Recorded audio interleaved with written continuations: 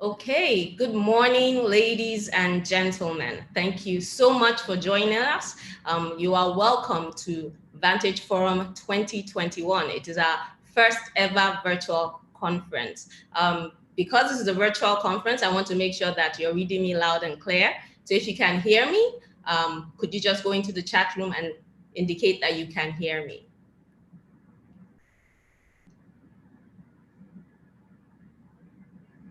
Okay, wonderful. Thank you so much for joining us this morning.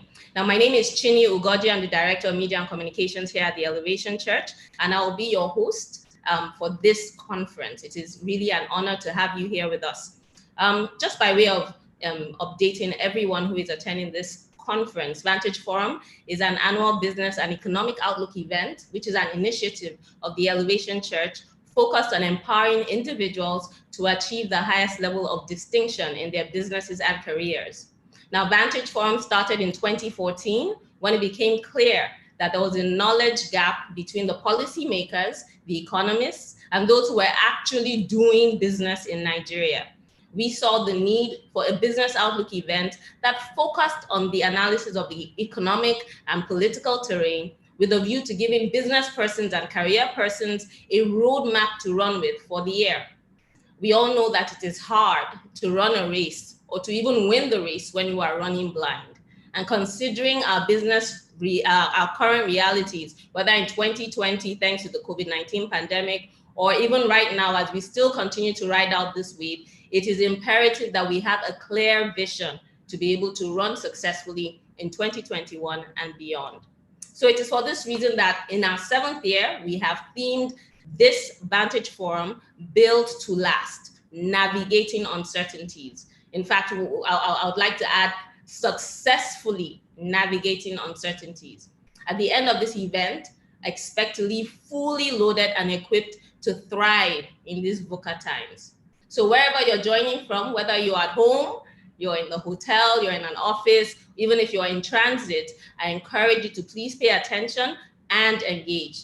For the next few hours, you're going to literally have a world-class faculty at your fingertips. I'm talking about erudite personalities like Juliet Ehimuan, who is a country manager, Google West Africa, Bismarck Riwani, who is the CEO of Financial Derivatives Company Limited, Funke Amobi, who is the head human capital of Stanbic IBTC, Yemi Fashion, who is a senior HR executive, Chinyere Almona, who is the CEO of Vantage Coaching and Consulting Services, Kunle Shorian, who is the founder of the Olakunle Shorian Company, and of course, the convener of this conference, Godman Akinlabi, who is also the lead pastor of the Elevation Church.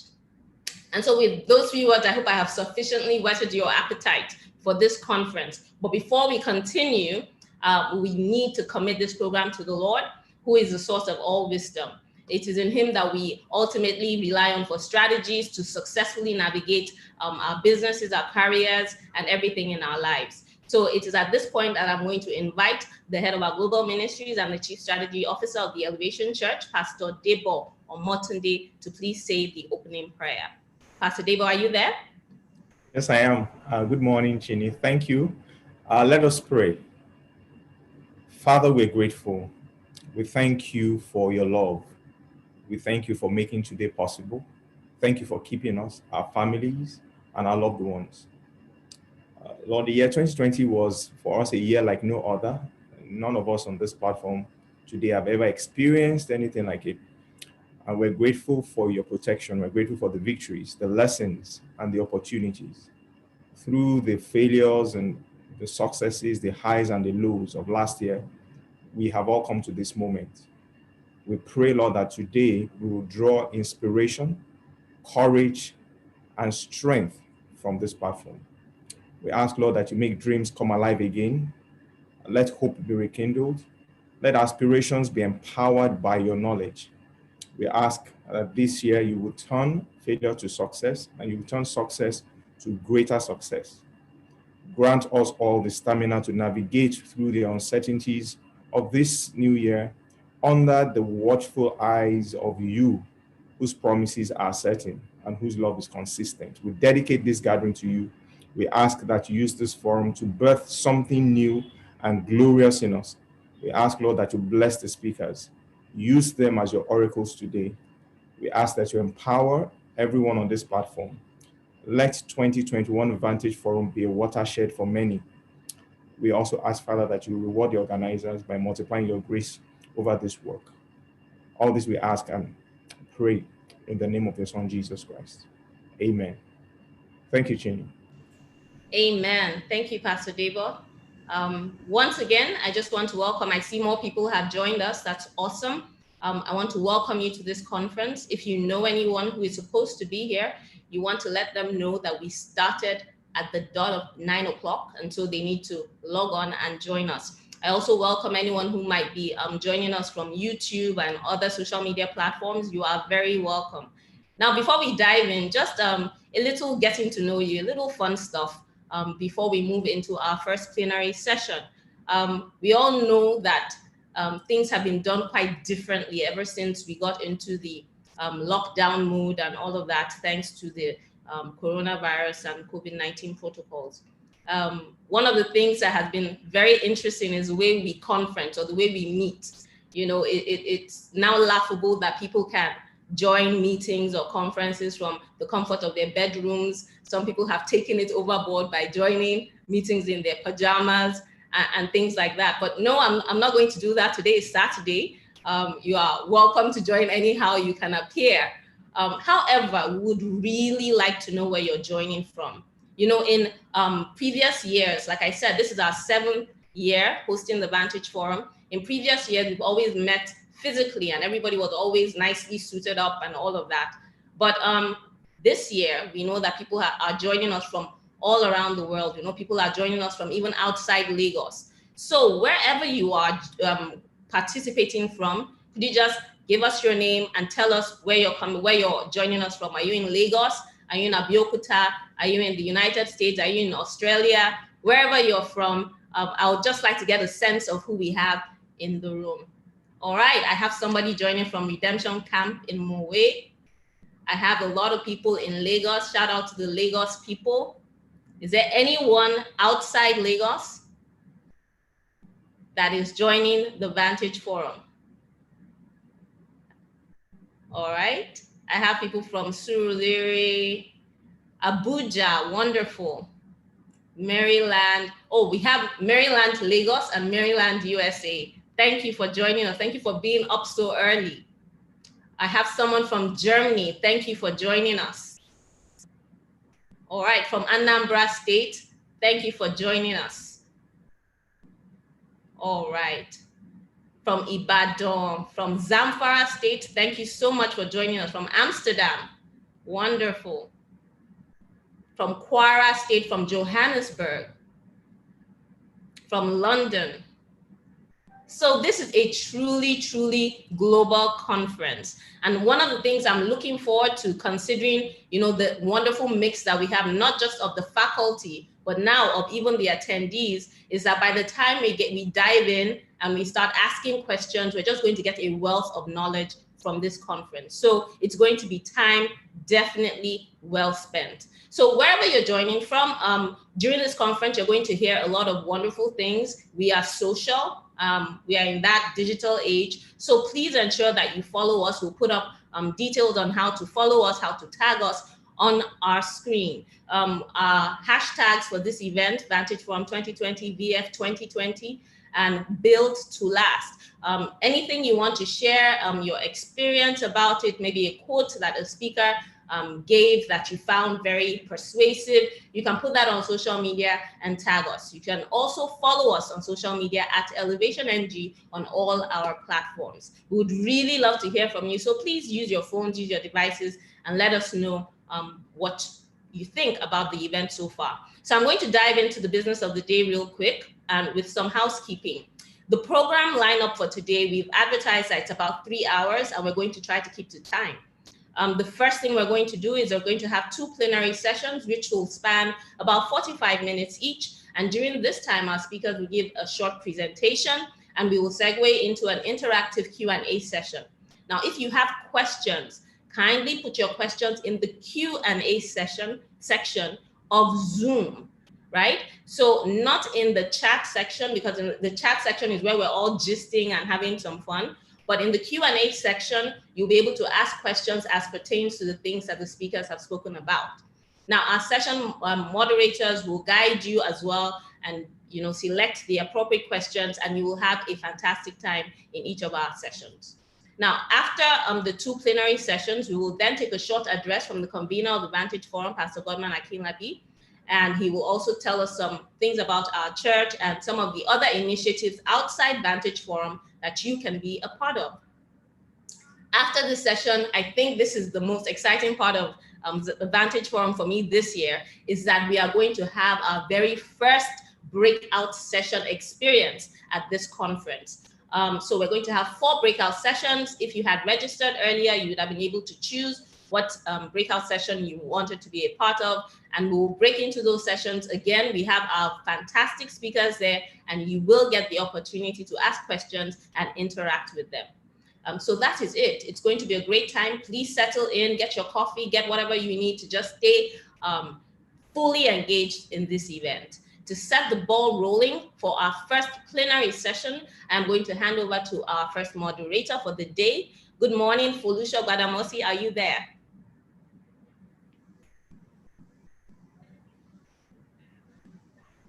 Hello. Good morning, Chini, and good morning, everyone. It's a pleasure to be here this morning. Thank you all for attending. So, hi, Chini. Can you hear me? Yes, I can hear you. You look wonderful. Thank you for being here. I'm going to hand things right over to you right now.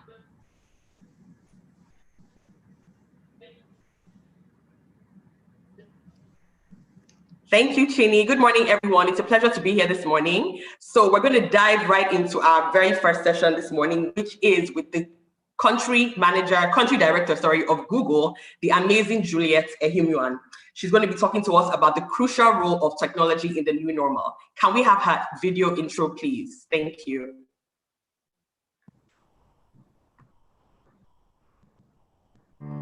Juliet Ehimwan is a country director leading Google's business strategy in West Africa. She was named one of the top 20 power women in Africa by Forbes and one of the 30 people changing the world by the London Business School. She has also been featured in the BBC Africa Power Women series and on CNN Innovate Africa. With over 20 years experience primarily in technology, oil and gas, and new media industries across Europe, Middle East, and Africa, Juliet can be described as a thought leader and a leading voice in innovation, transformation, and leadership.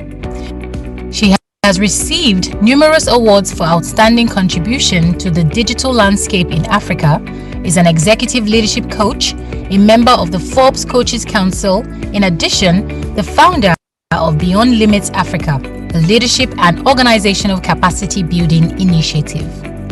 She holds an executive MBA from the London Business School, a postgraduate degree in computer science from the University of Cambridge, and a bachelor's degree in computer engineering from the Obafemi Awolowo University, Ile-Ife in Nigeria. Ladies and gentlemen, warmly welcome to the Vantage Forum, Juliet Ehimwan.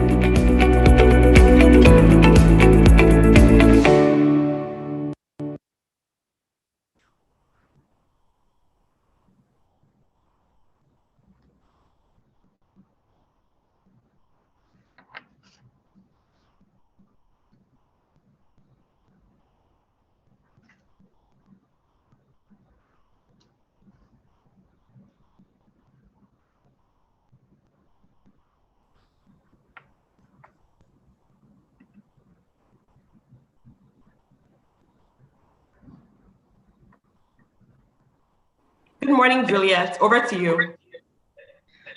Hi, Felicia. Thank you very much. Good morning, everyone. It's so great to be here to share this time with you. And I hope you're all having a great Saturday morning so far. So I've been invited to talk about the crucial role of technology in the new normal. And that's a really important topic to be talking about.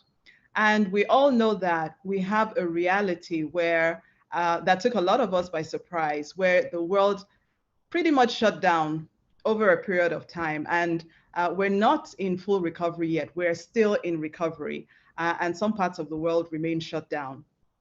Now, that's a very interesting reality. And what we've seen more and more is that technology has played an important role and is actually, we say digital transformation is the new normal.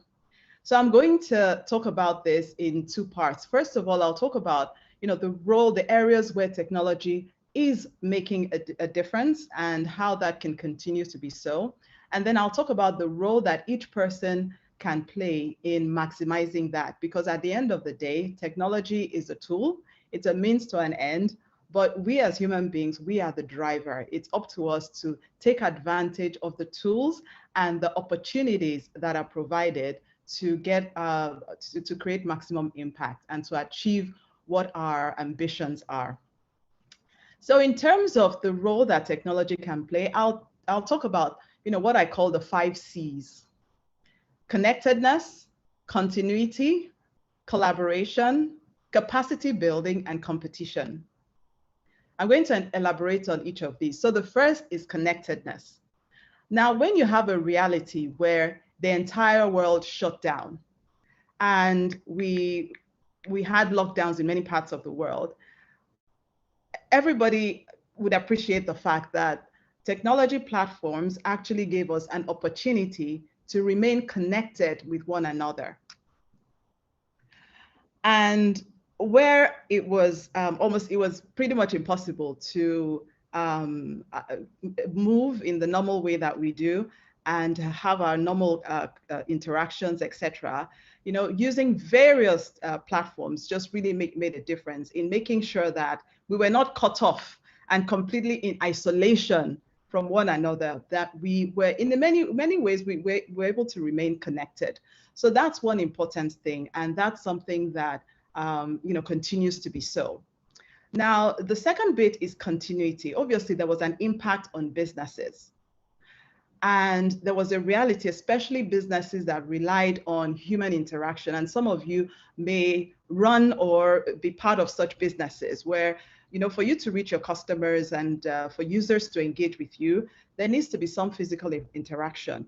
Now, the new normal, the reality of the new normal is the fact that people just prefer less interaction. Even if there isn't a formal lockdown, people just prefer to stay safe and minimize interactions as much as possible because, the COVID pandemic is still, it's still present. And so online tools and digital tools have really played an important role in making sure that business continuity is established and businesses continue to run. So looking at channels for customer engagement, like apps, like online stores and so on. And just there was interestingly an application for virtually every type of business and service. So for example, education, it was in a reality where it's just impossible almost for children or students to get into campus, get into school. A lot of digital education platforms like Google Classroom and a lot of other ones have really helped to create a bridge.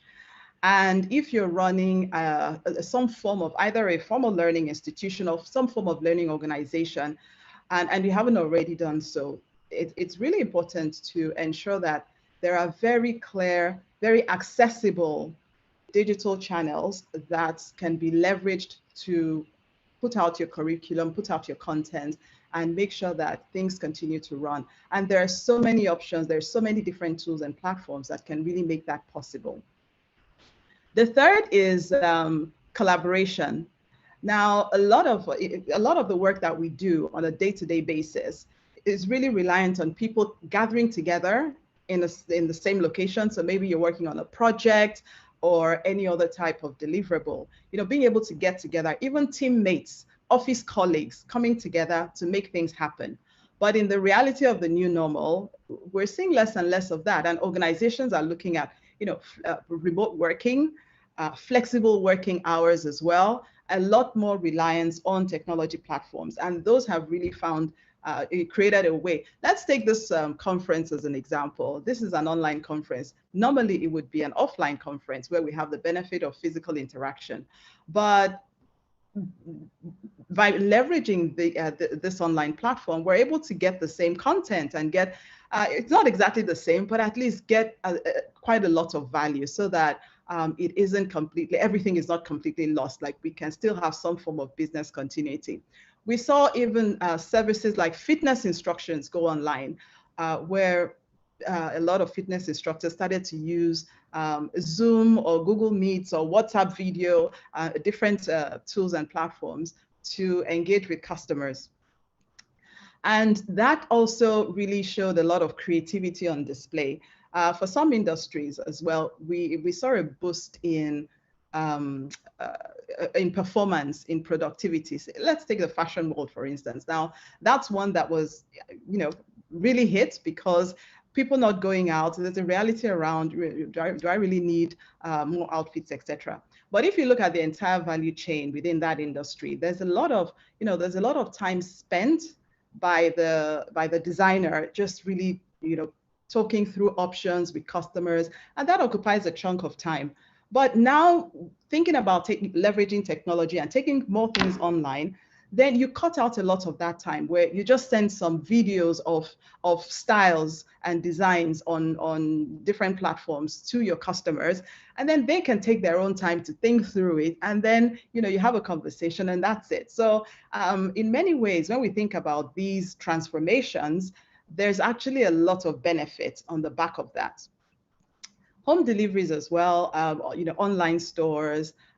We've seen the increasing use of online channels for placing orders and deliveries. Banks and other organizations looking at apps and other online channels. And if you run a business, or you're responsible for managing a business, or whatever work you're responsible for, I think it's important that you do make sure that there is a digital way for customers to reach you, for you to connect with customers. Even post-pandemic, it's very likely, and that's why we call this the new normal. This reality is likely to persist for a long time. And then there's a reality around competition, which I would really call borderless competition, right? The fact that if you imagine, I give an example with fitness instruction. Now, if my fitness instructor is online, what that then means is that service is not limited by geography. Normally, if you're looking for a fitness instructor or a gym, you look for someone that can reach you, maybe that doesn't live very far from you, or a gym within your environment. But if it's online, then it doesn't matter. My fitness instructor can be in London. It doesn't matter. And you are in that business as a service provider. It also means that your clientele doesn't have to be limited to the people within your environment. You can be in Lagos and have clients in Abuja, and these are some of the opportunities, because as we think through the changes, in some cases the challenges, we should also think about the opportunities and how to leverage those opportunities. This is a big opportunity, right? Because now you can spread your net, you can cast your net really wide and reach people that ordinarily you wouldn't even dream of. And I've seen some clear examples of this already in motion. In the education space, so I saw a flyer for someone who offers tutorial sessions, maths tutorial sessions, Yoruba lessons, etc. And a friend of mine actually in the US engaged a Yoruba instructor in Lagos for his son, and also as a maths teacher from Nigeria, because really talent exists globally, and there's a lot of talent in this environment. So it's an invitation to also start to think outside the box and to think about, yes, we've been disrupted, yes, it's been challenging and so on, but what are the opportunities that have been created? And how can I, with my own talents and capacity, position myself to take advantage of those opportunities? And the last bit I'll talk about, the last thing I'll talk about is capacity building, which is really around self-directed learning. We know that one of the beauties about digital is the fact that you can have access to virtually any information. It's right there at your fingertips. If you have a smartphone, if you have any device that is connected online, there's hardly anything that you'd be trying to do that hasn't been done before, right? It's very likely you'll find a template online. Say you're trying to create a business plan, you've never done it before. you'll probably find a how-to guide, a how-to video, a template, a webinar. There are many things you can find online to get you started so that you don't always have to start from scratch. You can leverage these tools to get ahead. So as we transition into the new normal, we need to realize that technology is no longer a nice to have, or it's no longer optional. If you're one of those who shy away from technology for one reason or the other, maybe you feel it's complicated, I don't really understand it, I'm not a techie person. Well, it's not an option anymore, and it's important to be very deliberate about, finding ways to really build your capacity and make sure that that's an integral part of what you do. And then just finally, the other part I want to talk about is the role that we need to play to be able to take advantage of these realities. And the first is just really what I call clarity of vision and purpose. The last year has been very unsettling. A lot of people have lost their way. A lot of people have been disrupted in a way that they're struggling to recover from. Some people have found themselves just rolling from one day to the next. Like the structures that we're used to have all been shaken. The ground shifted from beneath us. But one thing, when you look at people that have thrived or are thriving through this, one thing that just really helps is having that clarity of vision and purpose to look. It's been a good time to just reflect on what's really important to me. What do I want my life to be about?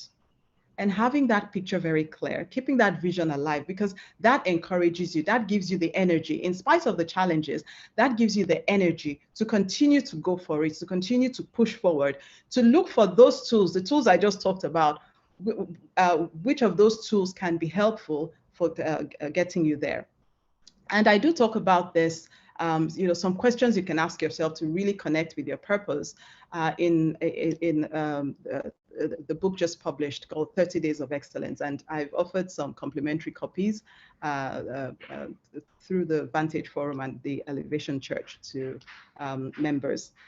The second is also just looking at how we move ourselves from where we are to where we're aspiring to get to. So when you have that clarity of purpose and a clear vision, then a plan to help get there. It can be a personal goal or something around how we want to grow our businesses.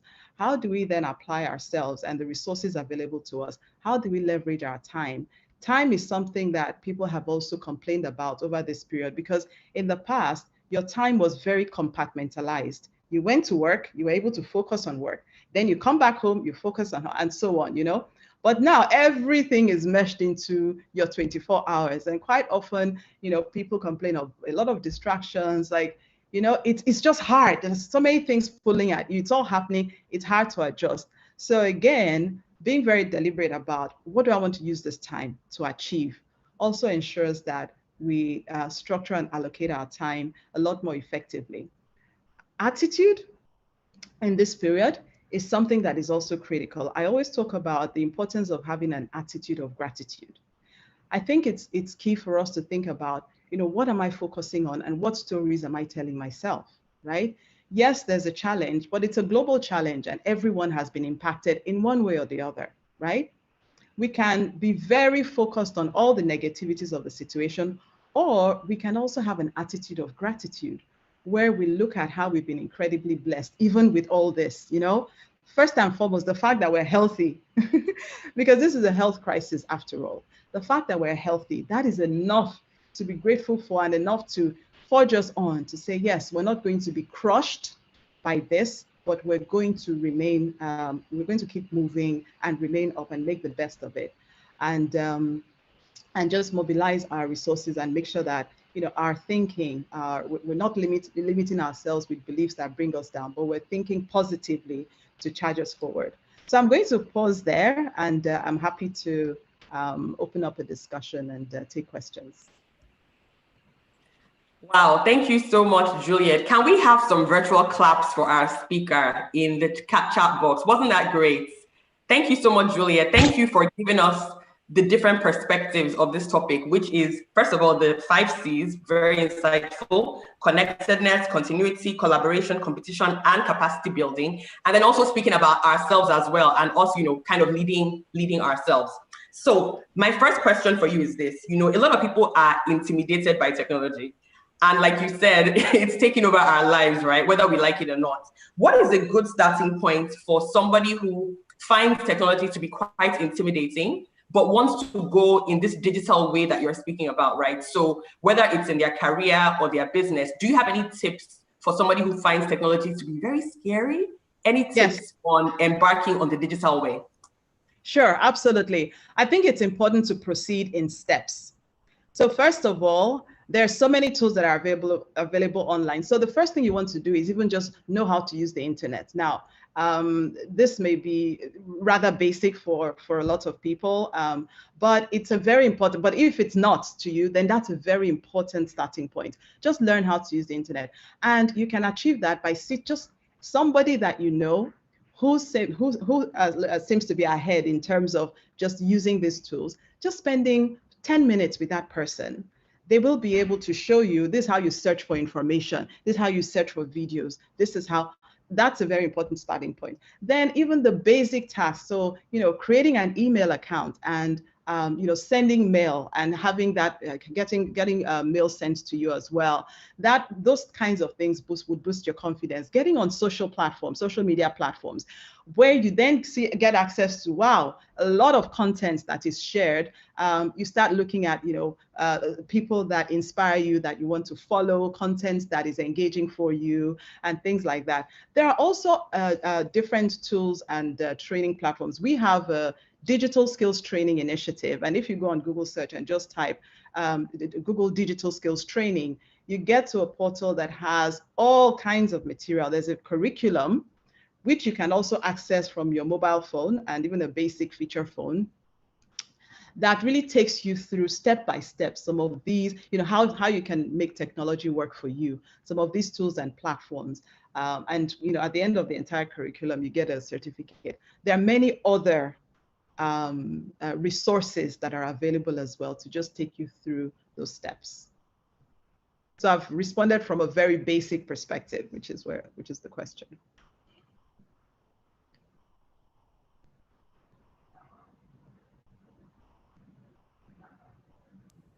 Thanks, Juliet. Okay, so the next question is this. What are the tools and options I can make use of if I'm in a consulting business? So I know that you spoke about the world being borderless now, and how, there are certain careers and businesses that really you can be doing business with anybody in the world. So somebody that runs a consulting business, as an example, what kind of tips can you give that person about operating in this new normal in a borderless world? Absolutely. So I think first of all, it's just the opportunity has expanded, right? And just operating from that vantage point. So looking at what are my service offerings and how can what parts of this actually are very location specific, and what parts can actually be applied anywhere across board, and being very deliberate about pushing those out. That's one. And then in terms of tools, there are what I've found, and I've actually been I've been on the receiving end of this as well. A lot of concepts, there are lots of white papers, there are lots of reports, there are lots of statistical sites, right, that have a lot of information that can help create robustness around whatever project you're working on. So as a consultant, right, you need data. You need to be able to look at trends. You need to be able to look at best practices and all those kinds of things. And while some of that come with experience, you can actually, there's a lot, right, by going online to search for information, there's a lot that you can find to give you a head start and to just expand your offering, provide more robustness around your pitch, your report, and what your communication. Thank you. Okay, one of the highlights you mentioned is collaboration. Do you have any tool designed for local use that entrepreneurs can use to collaborate or find co-founders or find employees? Do you have anything that you can suggest for that? Yeah, so the thing about these tools, a lot of them operate in the cloud, which means that they're just, centralized storage, and they can be accessed from anywhere. And so they don't necessarily have to be, where they're created is not really an issue. They are accessible across board. So there are a number. There are things like Microsoft Teams. There's Google Enterprise Solutions. You have so many different, different project management tools. Again, rather than prescribing, I would actually, and this is something I use as well, just going online to just search for some of these. So project management tools, even, tools around human personnel management, payroll management, and different forms of community building tools as well. So I would, and in some cases, people have also leveraged social media platforms to create these collaborative networks that really bring like-minded people together to share information in a powerful way. So those are things that, these are some low-hanging fruits. Some of these tools are free as well. And so it's just really being deliberate about what sort of collaboration do I want, and therefore what's most accessible to me to create that. Thank you. Thank you. Thanks, Juliet. Okay, now the next question is this. How do you get over not wanting to sound repetitive or annoying when promoting your products online? How can you continuously market in a non-intrusive way? That's a great question. I think it's important to think about value creation. Some people think that the way you get traction online is by posting, right? And sometimes all those posts is just creating noise. It's just creating noise. So what's important is to look at what is the value I'm putting out. And we talk about content marketing as a very effective strategy. So say you're in the catering business, right? And you want a way to engage with customers online. You can think about, okay, I'm in the catering business. What value can I offer to people beyond the service, which is, catering? What can I offer people? Perhaps I can help with healthy recipes, right? Tips for nutritious foods. So those are things you can, post about. That's what we call content marketing, where you're putting out content that people find useful. You don't necessarily get paid for that. You're putting it out freely, but it's a way of people connecting with you to see that they're getting value from you. And then when they have a need for your service, you'll be top of mind, and it's very likely they'll reach out to you. The same thing if you're in the fitness business. You may want to put out tips around how to stay fit, easy ways for you to ensure that you are exercising your heart, some cardio, easy to do cardio exercises, how to develop the discipline of working out, those types of things. So always come from the perspective of what is the value that I am creating? Put yourself in the shoes of the person on the receiving end and see, is this going to be useful or is this just noise? Love that. What is the value I'm creating? So think about not just selling your product, but also creating value, right? For the people that might possibly want to buy your product. Thanks, Juliet. Okay, there has been volumetric challenges in the order of industrial and economic proceedings post-pandemic. This question is a big English kind of question, Juliet. I hope you're taking notes. What specific pointers backed up by data is available for growth propagation in the current climate? Did you get that? I think I did. The question is about the various challenges in the industrial and economic space, and as a result of the pandemic. And so any pointers available for growth propagation in the climate?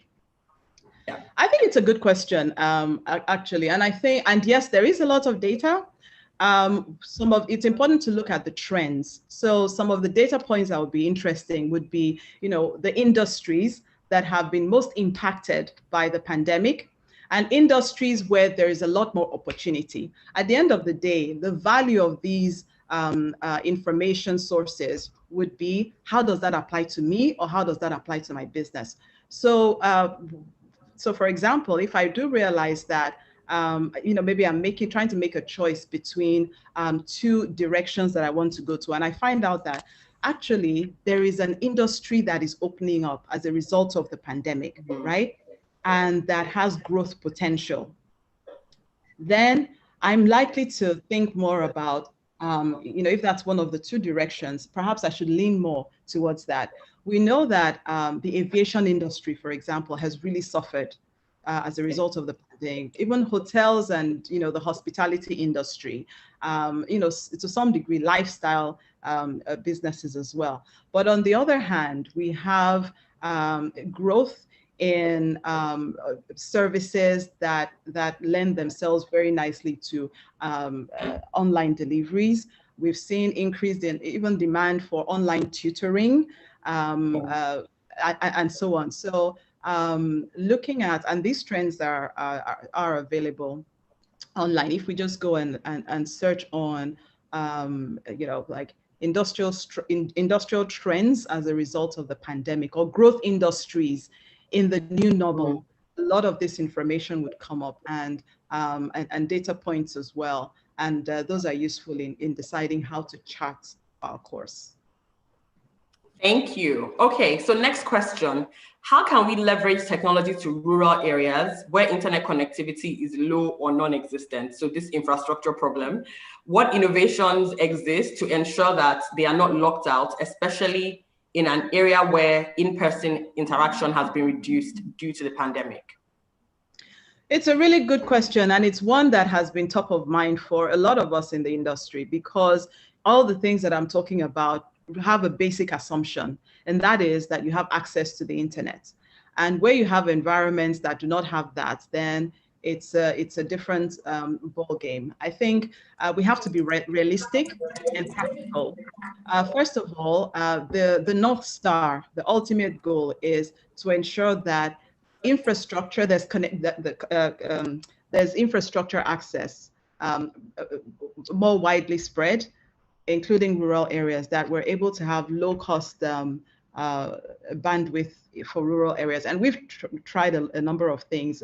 We've just made an announcement this week about Project Loon, which is an experiment we carried out around balloon-powered internet, one of our innovative projects. And the intention was low-cost connectivity for rural areas. We've pioneered things like TV white spaces and so on. So all of that is work in progress, and it's collaboration between the private sector and government. However, in the interim, we've got to be realistic. What is more readily available? What's the lowest hanging fruit, right? And we've seen cases of, radio technology being used to propagate learning in more rural areas, right? Bringing people together. So unlike what we have, where you have your personal and individualized access right at your fingertips, in those areas, you may need to foster more, community-based learning solutions, where you make that investment in, because it can't be widespread for everyone at the moment. So you make that investment in a hub, and then people are able to feed into that. So it's just really looking at, from where we are, what's the next step that can get us somewhere, and then we build on that, and when we build on that. But definitely the North Star is to be able to expand connectivity at low cost to rural areas.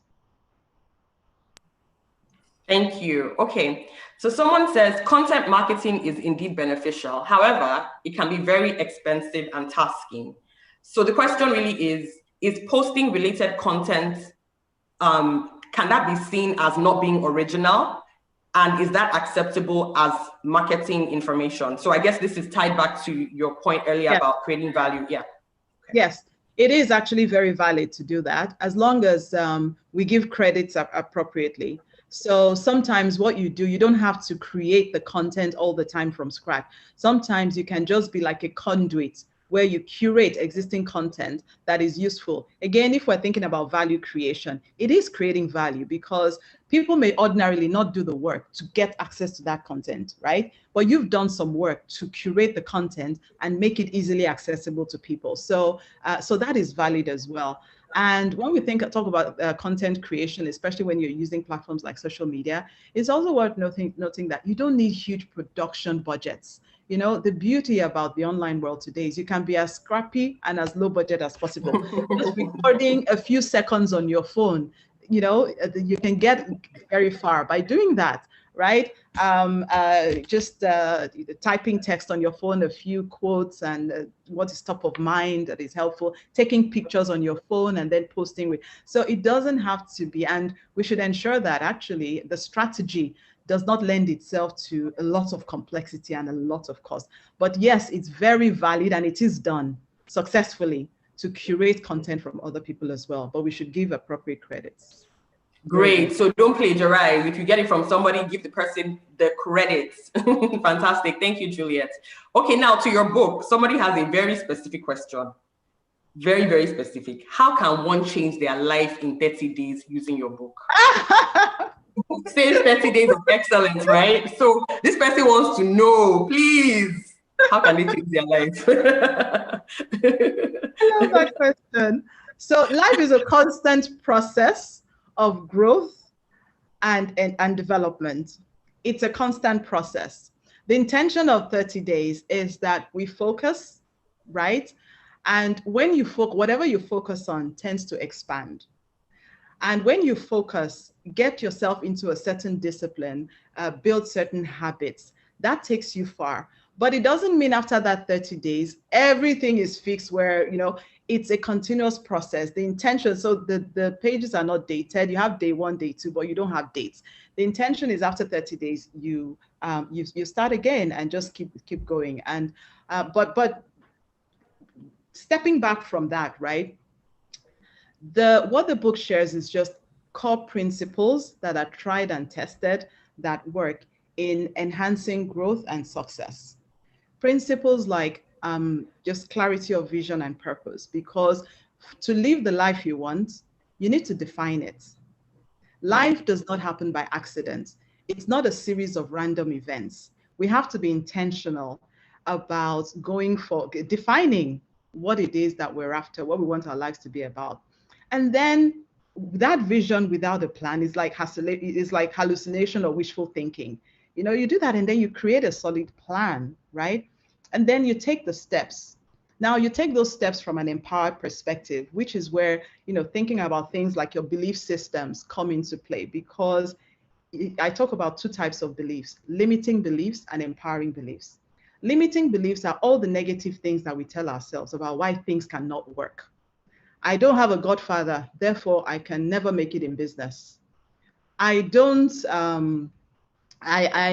am not a good public speaker, therefore I can't make it in the media industry.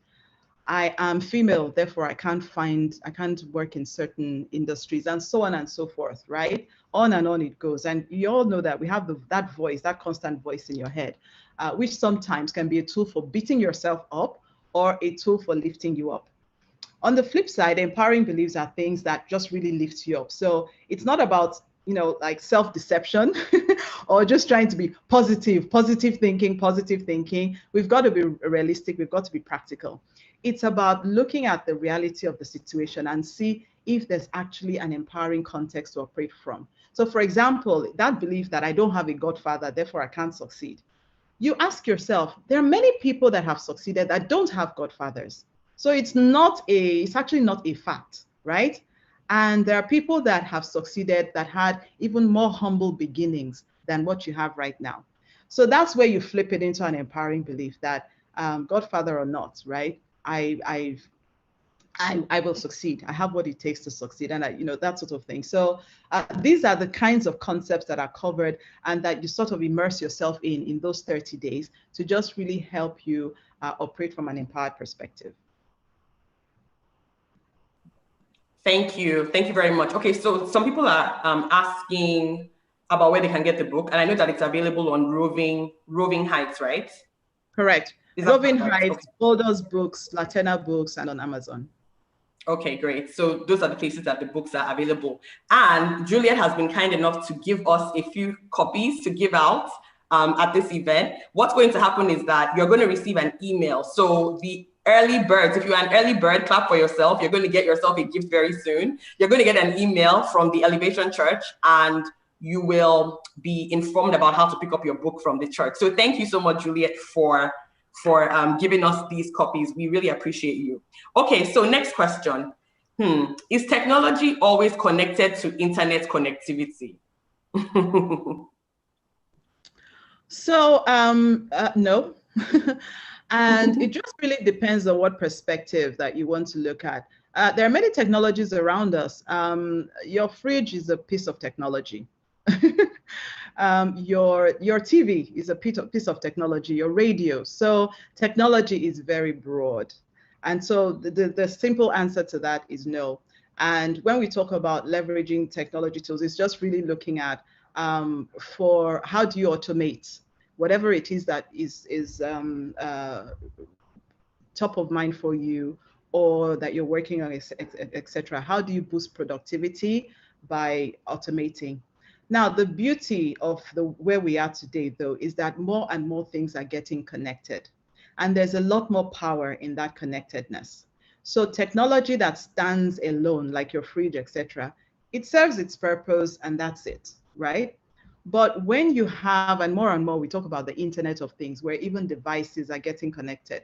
The beauty about connectedness, and why I talk so much about digital, is the fact that then your access is limitless. You have access to, if you're someone in Ibadan, right? You have access to the same information and resources that someone else at Harvard or Stanford or whatever has access to. That is incredibly empowering, and it creates a level playing field. So that's just the difference, and that's why we talk a lot more about digital technology, because it expands what is possible and available. Thank you. Okay, so for somebody who wants to embark on a digital transformation drive, whether it's personal or it's in their business, do you have any tips about how to proceed on digital transformation? Yes. So I would say that there are 4 areas that you can look at. The first is, and these are like key processes for any business. The first is how you reach your customers, how customers engage with your product or service, right? So if you're embarking on digital transformation, you have to then make sure that you have digital channels. So for example, if you don't have an app, depending on the type of business, but you want to make sure that you have either an online store, it could be one you create, or you plug into existing ones. Like if you're a merchant, right, you can plug into existing platforms that aggregate merchants, where you can put your goods and services, etc. You can use, there are platforms that make it easy for you to create your own e-commerce portal as well. So, or just build an app and so on. So the first step is making sure that customers have a digital way of reaching you, of engaging with you. The second is your own internal processes and workings, ensuring that your staff are able to, the reality of today is they should be able to work remotely. So making sure that your internal processes allow that, because you may be in a business where the internal processes make it impossible for people to have access to internal systems remotely, right? Yes, security is important and you need to look at that, but you also want to make sure that there's the right balance, that at least a subset of things that help people to be effective remotely is accessible to them, right? And ensuring that there are these collaboration tools that people can use, shared documents, and a lot of these platforms, a lot of the popular platforms are very robust. So Google Enterprise has all of this, Microsoft Enterprise as well. A lot of these cloud packages are quite robust, where you have email, you have shared documents, you have shared storage, and so on. That's the second thing. The third thing is for you to look at your supply chain, depending on the type of business you're in. Look at your supply chain management and see, what we experienced during the pandemic, because a lot of supply chains broke completely. People that were relying on imports from China, for example, and other parts of the world, these things just couldn't function. I placed an order online, and something that should have arrived in 5 days, I didn't get it in a month. I had to cancel the order. This was right, during the pandemic. And so you want to take another look at that and make sure that you have alternative, you diversify your supply chain, and you also leverage technology as much as possible to create that connection between demand and supply. And then the fourth is your own employee development.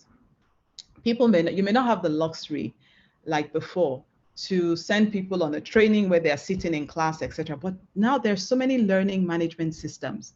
You can have an employee development program that is totally online, right? And also ensure that you are retraining your employees and reskilling them. So if I take a very basic example, someone who was responsible for your event management and logistics, you may want to retrain the person to be very good at setting up webinars, right? Recording sessions, maybe even editing those sessions and so on, because more and more you'll be doing those events online. So these are things that we need to be thinking about and solving for to make sure that we are right on top of the trends.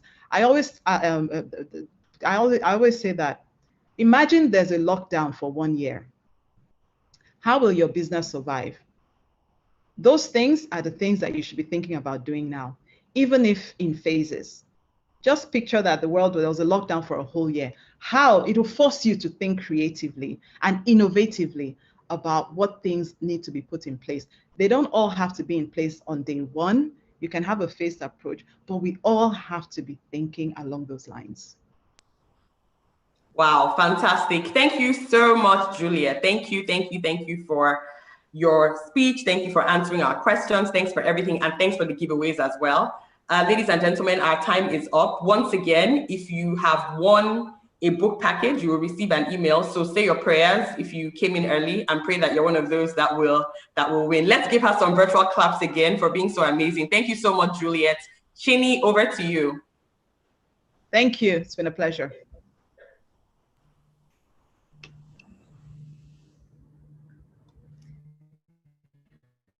Thank you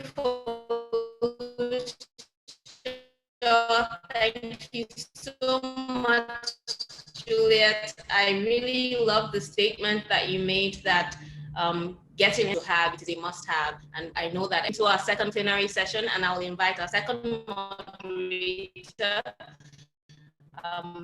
Theo to take over. Theo, are you there? Yes, I'm here. Thank you, Chini, and thank you very much for anchoring us thus far. Distinguished ladies and gentlemen, I'd like to welcome you to this segment, the segment that is focused on the economic outlook for Nigeria and for Africa in the year 2021. We are so excited today to have Mr. Bismarck Riwane, renowned economist and financial analyst, come to join us this morning and sharing insights about the economic outlook for 2021. We will have a video presentation introducing him shortly, but just like we announced earlier, the structure of the conversation will be for about 35 minutes. Mr. Riwane will talk for 20 to 25 minutes, make a presentation, and then we will have about 10 minutes to have interaction, to ask questions, and then you'll be able to provide answers. So we'd like to remind you that questions should go into the Q&A tab on Zoom. Please, all questions should go into that Q&A tab so that we can capture the questions and we can have answers for you. The video intro will come right now, and the next voice you will hear will be that of Mr. Bismarck Riwane. Thank you very much, everyone. Let's have the video intro, please.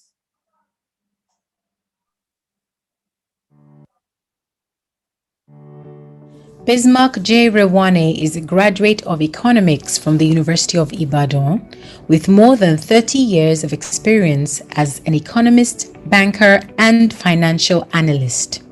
He is a fellow of the Nigerian Institute of Bankers and has worked in various establishments ranging from multinational companies to locally based organizations. He has also attended various courses and trainings at international levels. Mr. Rewane is the Managing Director and CEO of Financial Derivatives Company Limited in Lagos, Nigeria, a macroeconomic research and financial advisory firm. Recently, he was appointed as financial consultant to the newly elected Nigerian Football Federation. He graces as a board of director to a number of multinational and Nigerian companies and is a renowned and acclaimed commentator on contemporary political and economic issues. Ladies and gentlemen, welcome to the Vantage Forum, Bismarck Rewane.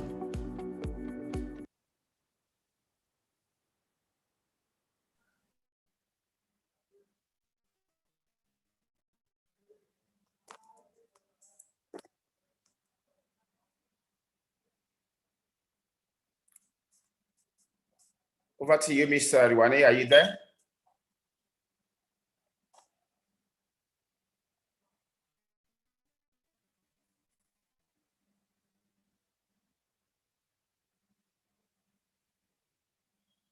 Mr. Rewane, are you there?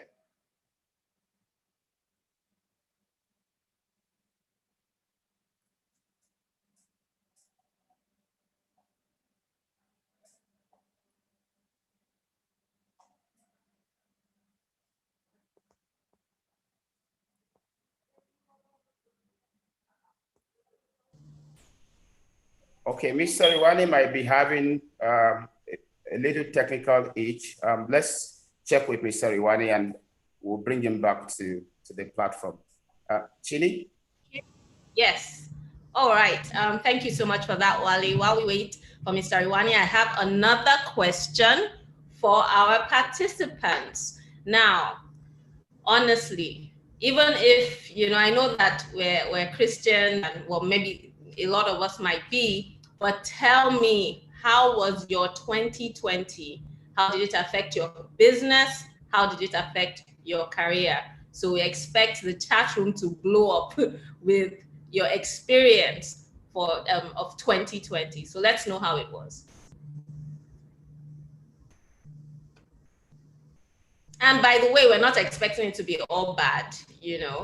Some people had an amazing 2020. Some people were able to enter blue ocean territories.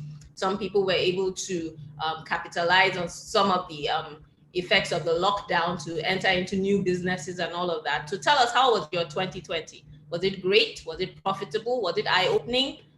Was it super? Was it challenging? So yes, please tell me, how was your 2020? For all you know, I may have a book to give you as well. Yes, okay, someone says it taught him to be very proactive and it was very eye-opening. It was a time of new beginnings, okay? Somebody said it was a rude awakening. Okay, especially for those in the event industry, like Juliet was saying, the hospitality industry was pretty much shaken up by the COVID-19 pandemic. Okay. It was very great. Boom, all thanks to God. Fantastic. It's a time to reset. I think that is very instructive.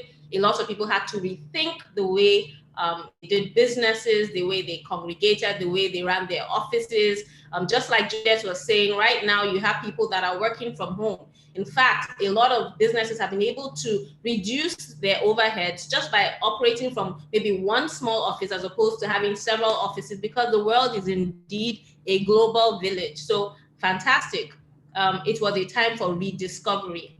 I am into hospitality, and what I did was to capitalize and enter a new business of apartment shortlet. That is a fantastic testimonial right there. All right. Wale, just let me know when you're ready as we continue to engage with our delegates. Oh, fantastic. You see, I have someone here who talked about the fact that he was able to do a global and professional exam. 2020 was also an excellent opportunity to improve and expand your skill set. So that is fantastic. Just as a tip, it's important to know what kind of skills you need to acquire and develop, even as we continue. Like we've all been saying, this is the new normal. We're never going to get to a point where technology is not going to be important, for instance. So what kind of skills do you need to build on? What kind of skills do you need to acquire to be relevant in the next 2-3 years? All right. Are you thinking local, right? So you want to be local, but you also want to be global. Are you thinking of how to expand beyond the frontiers of your state or your country or even your particular industry? Okay. It was a paradigm shifting year. It was a time of reflection and discovery. Okay, fantastic. A sudden shift. Okay, so fantastic. We've seen how 2020 was for a lot of people. Now, my question to you right now is, what will 2021 bring for you, for your business? Where are you? What are you thinking about? Where is your heart treading towards? What are you thinking about doing in terms of your business or your career? What opportunities do you think there could be in your sector, right? Of course, we know that in the educational sector, a lot of things are happening. People are able to learn virtually. I remember being in a conference for teachers, and I told them there's so much you can do right now online without being unprofitable. In fact, you can increase your profit just by thinking about different ways to teach different skills online and expand your customer base. So what are you thinking about for 2021? Let's see some of the people who are really ready to take new territories this year. What are you thinking about as concerns 2021?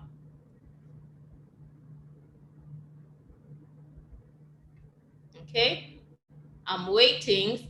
Type it in the chat room. I would like to see what you think. All right. Okay, so I still want your feedback in the chat room, but I want us to move straight into our next session. Mr. Iwani is around. Welcome, sir. And yes, let's dive into our second session. Okay, thank you very much, Chili, and welcome, Mr. Iwani. Can we just then roll the intro video again? And then once the video rolls, we'll then have Mr. Iwani. Over to you, studio.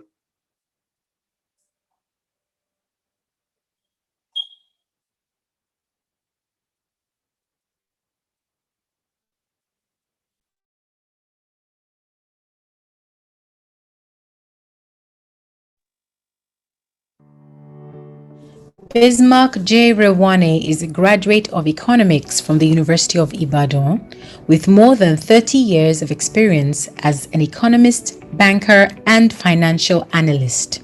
He is a fellow of the Nigerian Institute of Bankers and has worked in various establishments ranging from multinational companies to locally based organizations.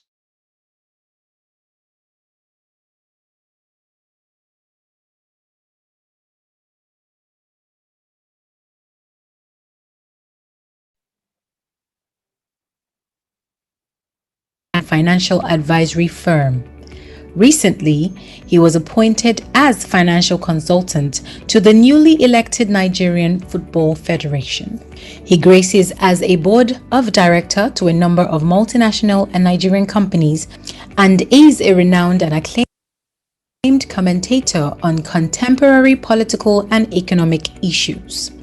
Ladies and gentlemen, welcome to the Vantage Forum, Bismarck Rewane.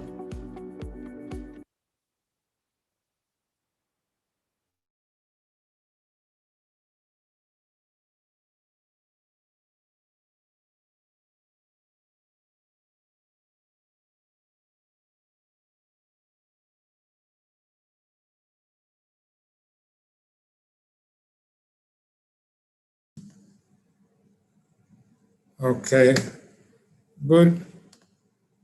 Good morning, ladies and gentlemen. My video is not, you cannot just start your video because the host has stopped it. That's what they say here. So I'm waiting for the host to let me in. I'm sure you can hear me, but you can't see me at this point. So can the host let me in on my video, please, while I share my screen?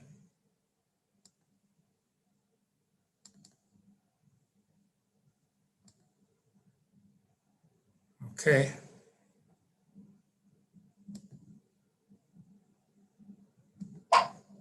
Can the host let me in, please?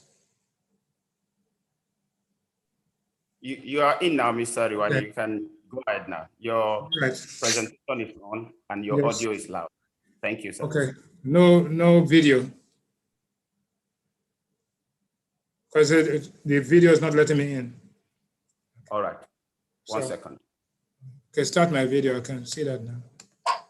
Okay. Yeah, you're on now. Thank you.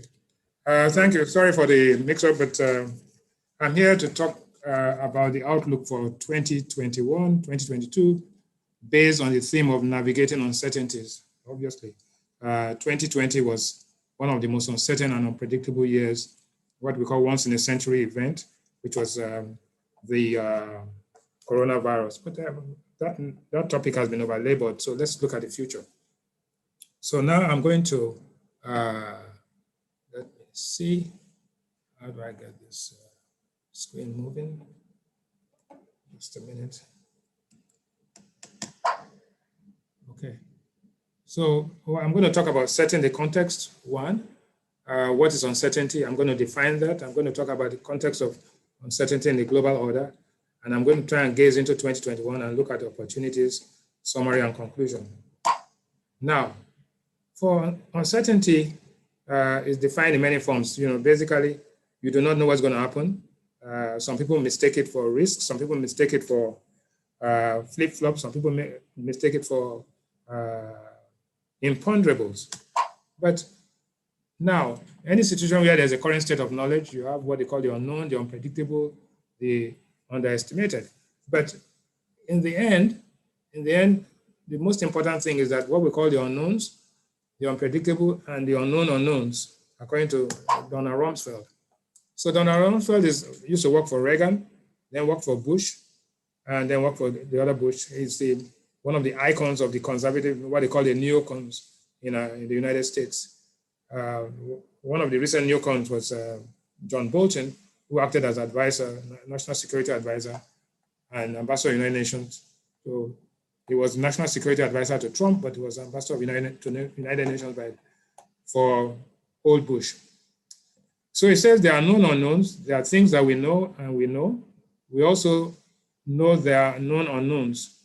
That is to say, we know there are some things we do not know, but there are also unknown unknowns. So it says that when the unknown unknowns are more than the known unknowns, and forgive me for confusing you, then it leads to a situation of near paralysis. Why am I saying that? Under Donald Trump, in Nigeria in 2019, we had plateaued. Under Donald Trump, we did not know what his next tweet was going to be. We did not know what his next executive order was going to be. We did not know whether it was going to appear in North Korea to have a conversation. Everything, and we didn't know who was going to fire. The White House was a revolving door. Things were unpredictable, things were unstable.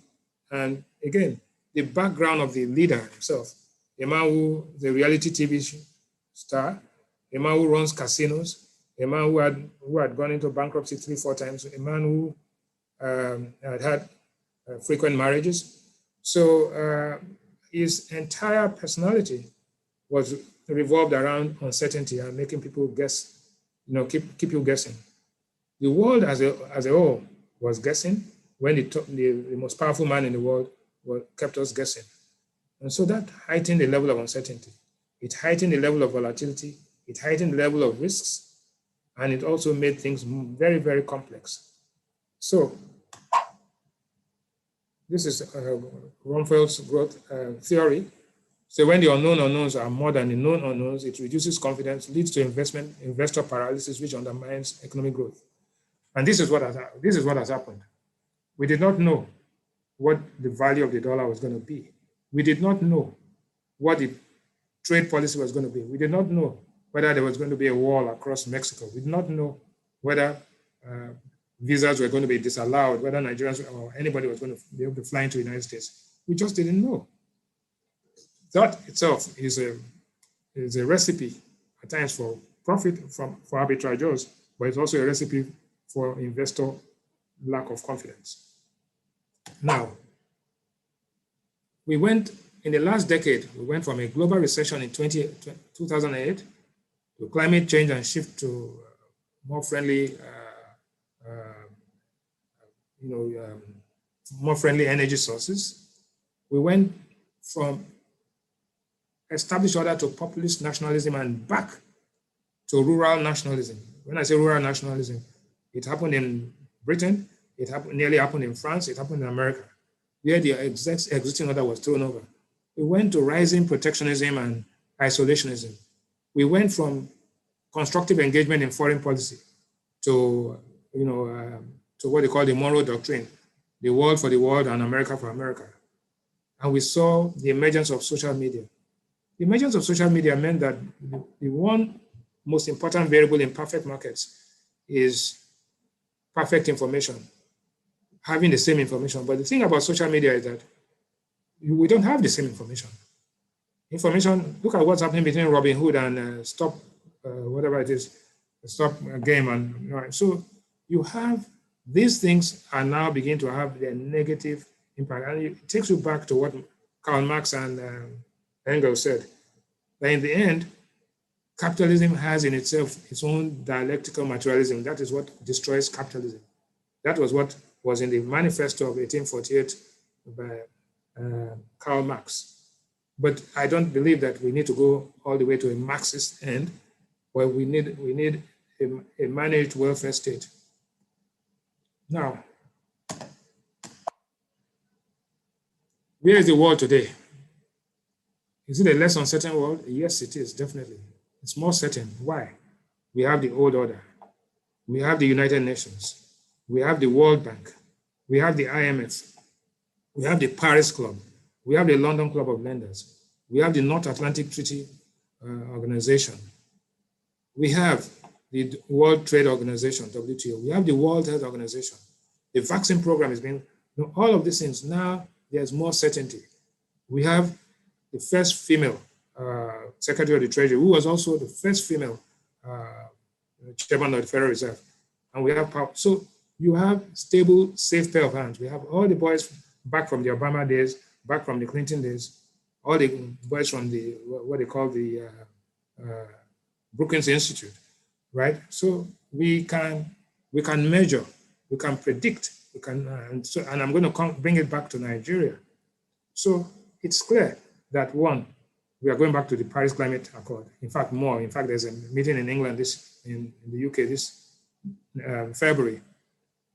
We can predict that the Iran nuclear deal will be signed and that Iran will be able to produce more oil. We can predict that Saudi Arabia will be less belligerent in Yemen. We can predict that Putin will have his hands full, both in Russia, in Syria, and other places. So we're going back to the old order. And the old order was very stable, very predictable, and managed, and risks were contained. Now, the trends that will define 2021 and beyond is what I call the return of the consumer. Leisure travel will bounce back. Like today, we've just heard this morning that 30,000 people will be attending the Australia Open for the first time. For 2 years now, we've had no audience, more or less, or for the last 12 months. But this is the sport event that will have the highest number of participants, all obeying protocol. And what happened? Everybody was quarantined. Everybody was tested. So basically, you have 30,000 people plus the participants all in a bubble. And so I want you to imagine, for the first time in 12 months, more or less, you have a stadium that will have 30,000 people watching tennis in Australia. The COVID crisis started. It's plateauing. The vaccinations, I think Johnson & Johnson has come out with his vaccination and inoculation. It is assumed that by summer, 300 million Americans would have vaccinated. Most other places. We are confident that the Olympics, which the first time the Olympics has been postponed since its inception, will hold by this summer, August, in Tokyo. And the $200 billion or so, which has been spent so far, we will get some kind of return on it, but not as much as was originally predicted. The digital-enabled productivity gains will accelerate the fourth revolution. And in fact, we are going into the fifth revolution, which is not just digital tech, but the spillover of it. Pandemic-induced changes in shopping behavior will almost last forever. So e-commerce and multiple channels for selling and buying, even in the luxury good business, we will not go back to the old order. Supply chains will rebalance and shifted. I think that's very important. What's going to happen in Africa affects us. One, the biggest trading bloc under the African Continental Free Trade Agreement. We have 1.2 billion consumers.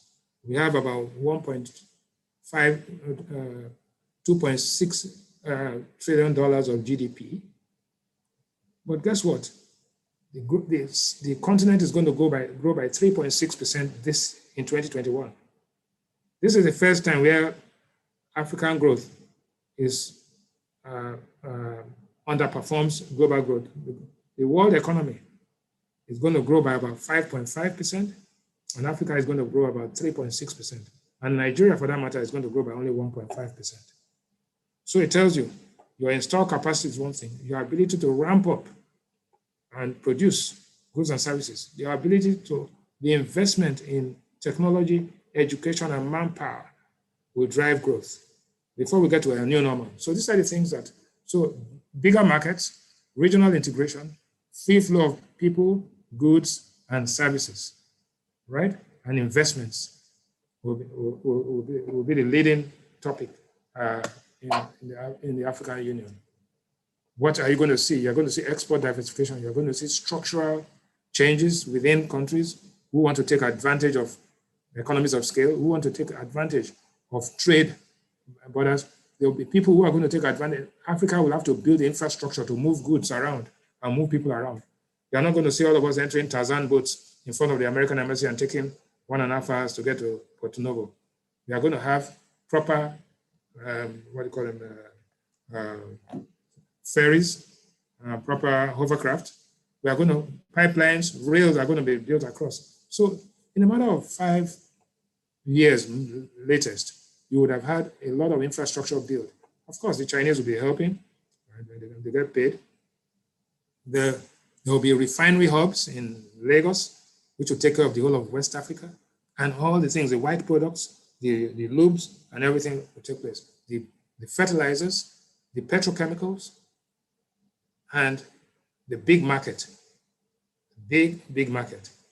And more than anything else, the social, the Nollywoods, the education market, and all of these things there'll be a lot of opportunities.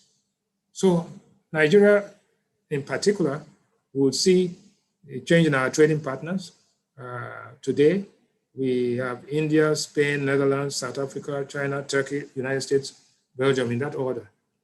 What you see, the partners for import and export will be South Africa, because if you buy anything manufactured in Africa, you pay 5% duty. If you buy it from outside, you pay higher duty. Ghana is going to be doing a lot of trade with Nigeria. Ivory Coast, Ethiopia, Egypt, Rwanda, Cameroon. All of this, in addition to what we are doing with India, China, and the others. So, like they say, fair exchange is no robbery. This is the African continent, and you know that the biggest economy is Nigeria, followed by South Africa. You can see how they've all suffered and language. Kenya has gone into a recession for the first time in over 20 years. Ethiopia is coming out and opening up its markets, and a lot of good things are happening there. They are beginning to export power, right? And then Ghana is a very interesting market as well. Today we have about almost 28 to 36 flights every week from Lagos and Abuja to Accra. I guess after the vaccination era, maybe by August, September, we'll start getting back to maybe 60% of what it was by 2019. Now, these are the GDP by weighting. You can see Africa and Nigeria. Nigeria is number one in terms of GDP, but Nigeria, which in 2020 has 23% of total African GDP, will drop this year to 20%. Why?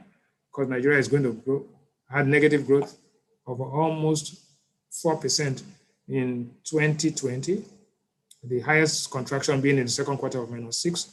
third quarter minus 3.6, and we're expecting minus 4.7 in fourth quarter. South Africa will be recovering and is showing signs of recovery. We'll go up to 14.5%. Kenya is in recession, but will recover faster than we do, and Ethiopia and Ghana. Now, these are the exports and imports in Africa. The leading exporter in Africa is South Africa with 31%, Nigeria 28%, Angola 21%, and Cote d'Ivoire 1.3%. What does Nigeria and Angola export? Nigeria exports mainly oil and LNG. Angola mainly oil and a little bit of diamonds. In terms of imports, South Africa is most import dependent, 40% of total imports, but some of the imports are imported to re-export. So they have a balanced economy. Nigeria imports 18% of total imports into Africa, Kenya 5%, and Cote d'Ivoire 2.6%.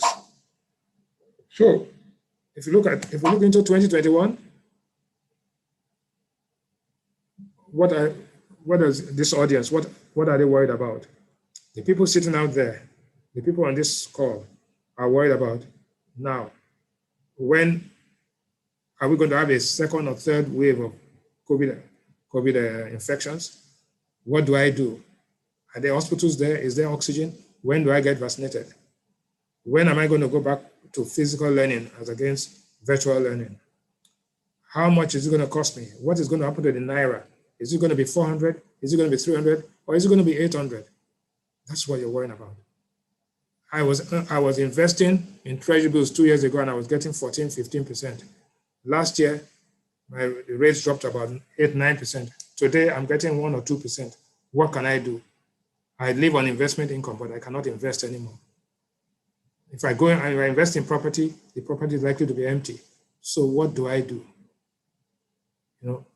Uncertainty pervades the air, and people are confused, and people are becoming hopeless.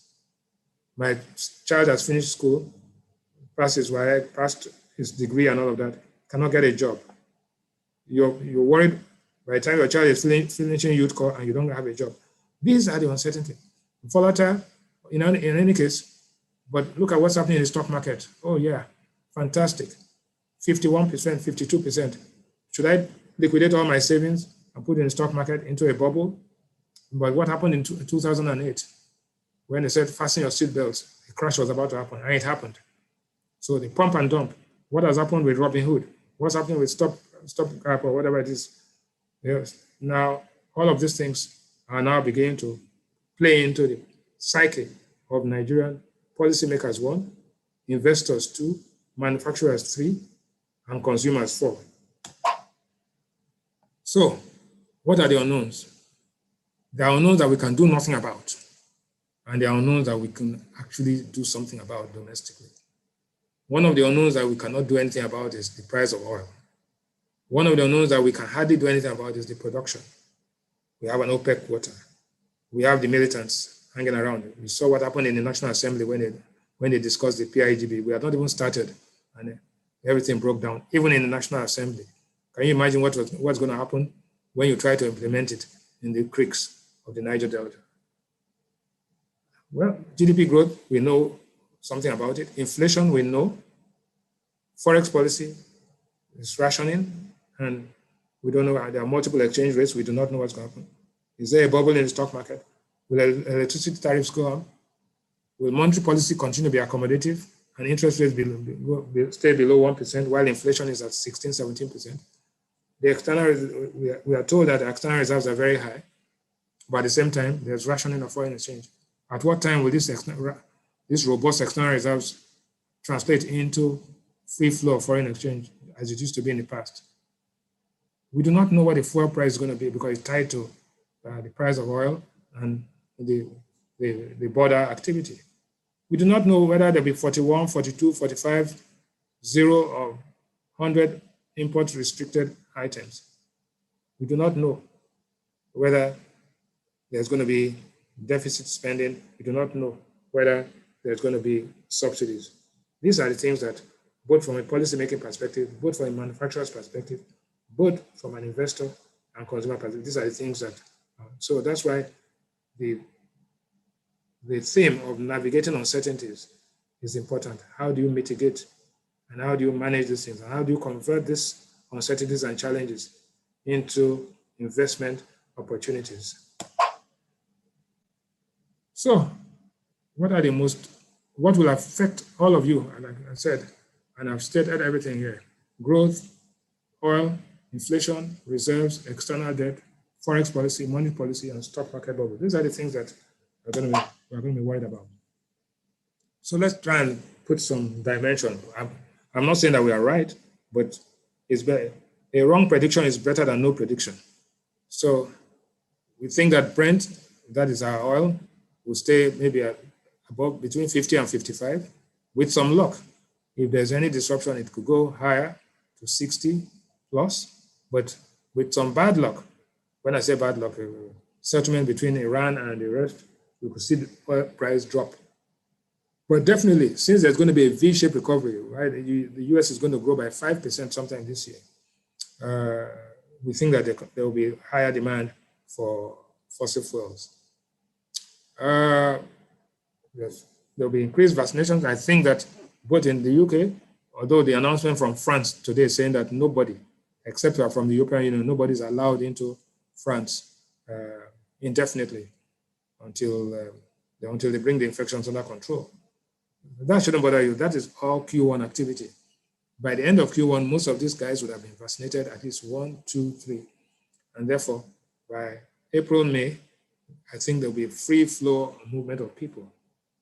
Our production is today at about 1.5, will increase to about 1.57 from where it's about 1.3, 1.2. Our quota is about 1.48, 1.52 or something like that.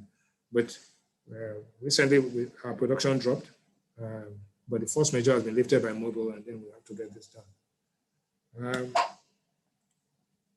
The exchange rate is driven by certain variables, but the best case scenario is that the exchange rate, the official exchange rate in the first quarter will be at about 403 effectively, because even if you have an I&E window trading out 390, 394, the transactions are not consummated until about, I think, 3 or 4 weeks forward. So by the time you add everything together, it's about 403. By the second quarter, when activity begins to pick up, we think that the exchange rate, the effective official exchange rate will be about 427. That is, you're buying some money in the parallel market and buying some money in the official market, about 427. And it goes all the way till the end, towards the end of the year, where it's about 464. So the average exchange rate for the year is about 435 in this best case scenario. But here we are assuming an oil price of $60, and some of this will also lead to PMS price going up to about 180 to 190.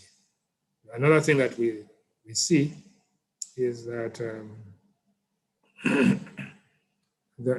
every 1% devaluation leads to about a 0.2% rise in inflation. Therefore, if you devalue the currency by 10%, you'll get a 2% increase in prices. So if inflation is 15% now, you get it up to 17, which means that you have to do something about interest rates.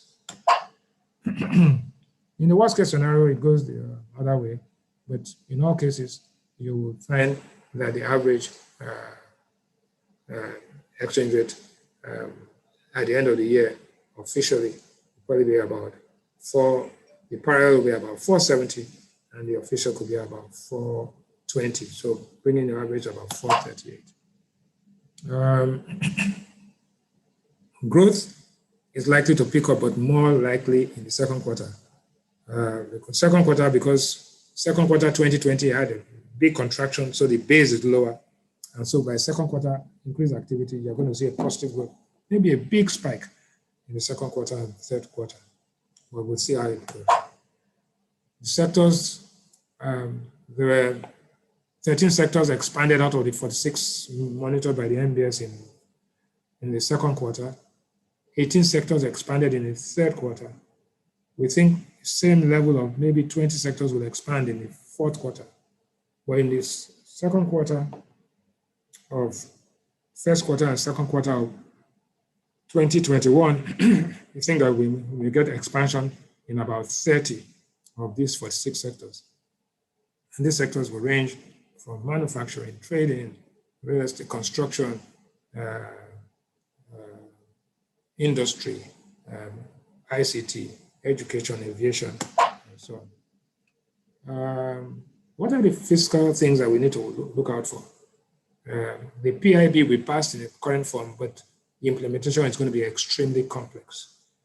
I say that because I come from the Niger Delta, and just looking at the conversation taking place, and within the Niger Delta area, people who are talking on behalf of host communities have very little oil in their own area, so they cannot be host communities. So if, for example, you come from Asaba or somewhere in Sapele or somewhere, Sapele, okay, you will not have, you cannot claim to be a host community for that oil. If you are from Agbo, Asaba, and certain areas. But if you are from Baramatu or Escravos or certain areas, you can then begin to talk about that. But what will happen is that the host communities, even without what I can call, without the host community money, the 13.5 derivation money, and the NDDC, you can see what's happening. There's going to be, except transparency and proper free and fair elections are held at the local government level, you are not going to be able to transfer any technology into the area. You're not going to be able to deal with the host community problems. And quite frankly, some of it will lead to counterproductive outcomes. Inflationary pressures, like I said, will persist. Why? Because you can see food inflation, core inflation. The truth is that as long as interest rates remain low, the marginal propensity to save will reduce and the marginal propensity to consume will increase. And when that happens, the pressure on inflation, both from the supply side and the demand side, is going to be quite critical. But if the exchange rate is allowed to be flexible, if foreign exchange is made available to manufacturers and suppliers are coming across, I think that output will begin to increase towards the end of the year and inflation begins to subside. So we'll watch out and see what the Monetary Policy Committee will do in March, but before then, we are likely to see some positive changes from the central bank. External reserves, it will deplete quite significantly because if we sell foreign exchange to the market to bring down inflation and increase output, definitely we cannot eat our cake and have it. So from the current level of about $36 billion, it could come down to 27, 28, 25. If you do that, you would have cleared the market and the exchange rate will be much more stable than today. Currency pressures will continue to persist, and there are all sorts of ways of looking at this, how the exchange rate moves.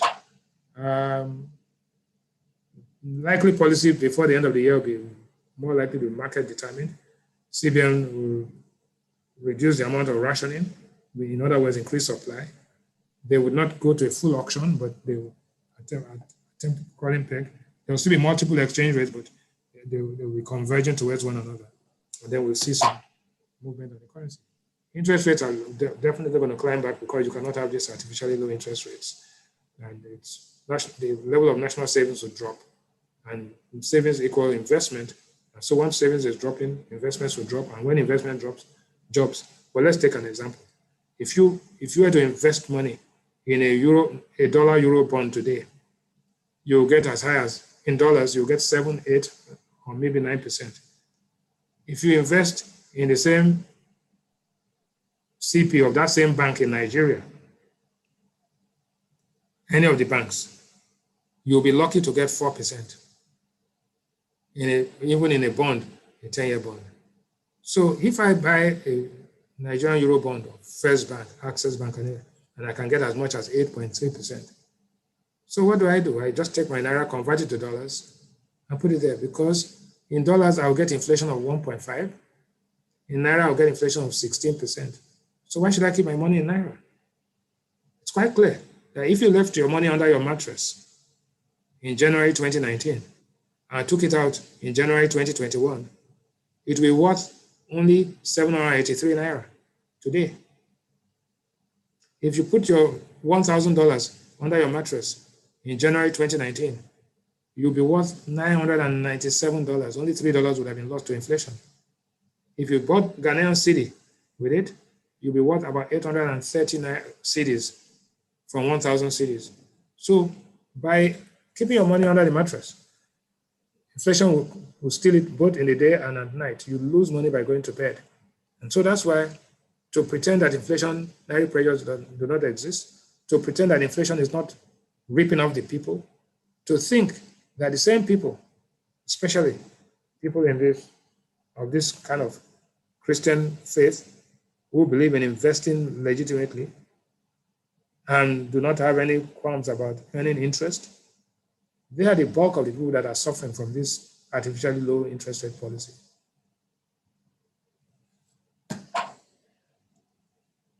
Stock market. People say, well, desperate situations require desperate measures. So this is what has happened. Since the year, Nigerian breweries' earnings have gone down by 43%, and the share price has increased by 11%. Boa's earnings have increased by 16%, and the share price has gone up by 103%. BOC Gas's earnings have increased by 47%, and its share price has gone up by 204%. Name it, earnings went down by 316%, and its share price went up by 298%. What's your definition of a bubble? Show me any stock. So when you look at the price-earning ratio of the market today, it shows you something so this is a very dangerous situation, extremely dangerous. Alan Greenspan referred to this as what they call irrational exuberance. And it's going to hurt people. People are going to get burnt. People are going to go to Broad Street, when I call it that way, and come back without their shirts. Now, external debt is a big problem. Yesterday we paid our Eurobond, $500 million. So it's being managed properly, but it's an intergenerational problem. We're borrowing. Don't forget, in 2003, we repaid all our debt. We got debt forgiveness, and our external debt came down to about $2 billion. Today, our external debt is in excess of $35 billion. But what do we have on the asset side of the balance sheet? We have debt of $36 billion.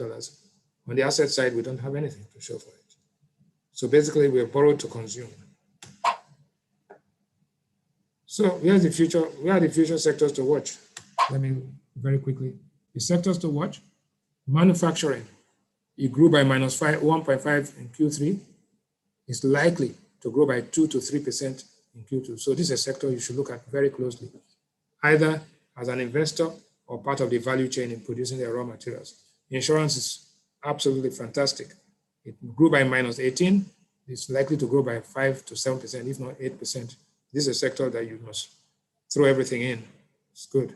We like AXA Mansard, we like Custodian Allied, we like all of this, most of these ones. Telcos grew by 17%, projected to grow by another 14%. You can't go wrong in Airtel Africa, you can't go wrong, definitely you can't go wrong in MTN. Definitely. Industrials grew by 11% in Q3, projected to grow another 10%. So you like Dangote, you like these industrials. Sectors, banking sector grew by 6.8. Well, I'm not that optimistic.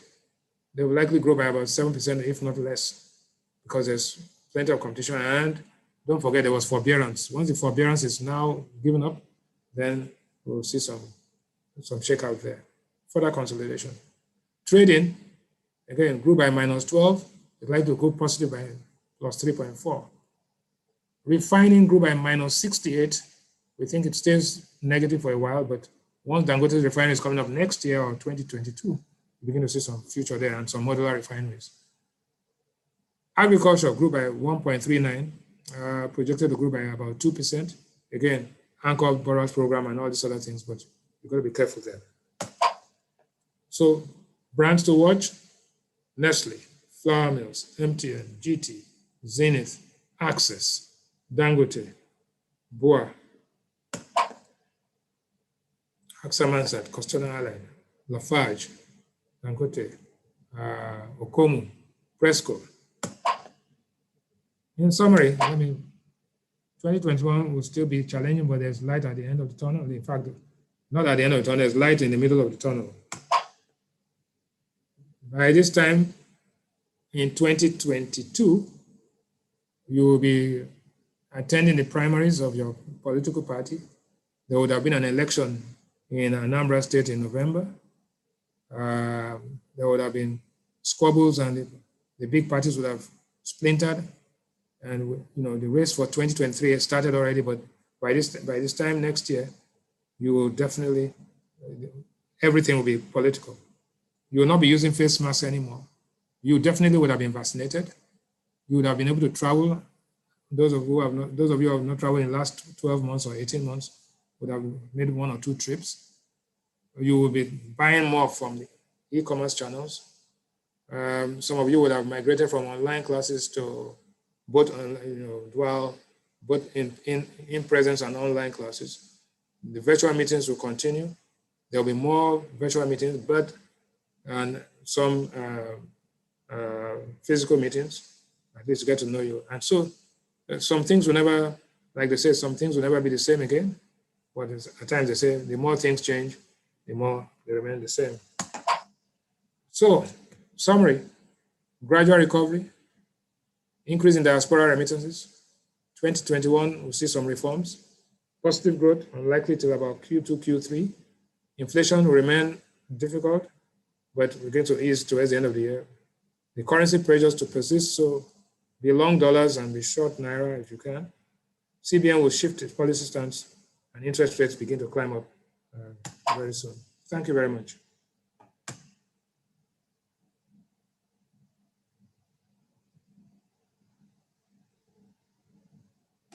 Thank you very much, Mr. Rewane. Let's give Mr. Rewane a virtual thank you on the chat room.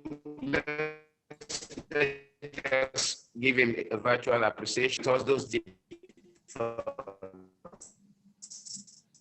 Thank you, Mr. Rewane. Our time is the few minutes we have to just go to very important questions. No, thank you for letting us know, for example, that the global world order, we're going to have a reset and there'll be more certainty globally. Thank you for also letting us know that AFCFTA is going to bring a bit of balance regionally. But most of the people in the room, they are microeconomic actors. And most of the macro environment in Nigeria, given what you have told us this morning, there seems to be a lot of unknowns, if I can use your word.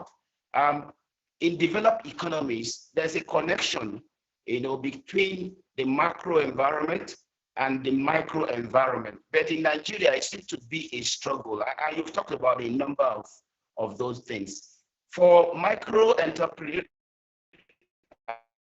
micro economic actors in the room, firms and individuals seated in this room today, how do you advise them to connect? Because they can't control the macro. How do you advise them to connect in terms of at their own level as economic actors? If the question you say is if we cannot control the macro, how do you position? How do you navigate? There's so many uncertainties in the macro. As a micro actor, how do you connect? Well, let me put it this way: when you have, like, everybody here are managers. When you have, you have what they call tactical response to crisis, and you have strategic positioning. You must understand one thing, and I failed to mention that at the beginning. Nigeria had pre-existing conditions before this crisis.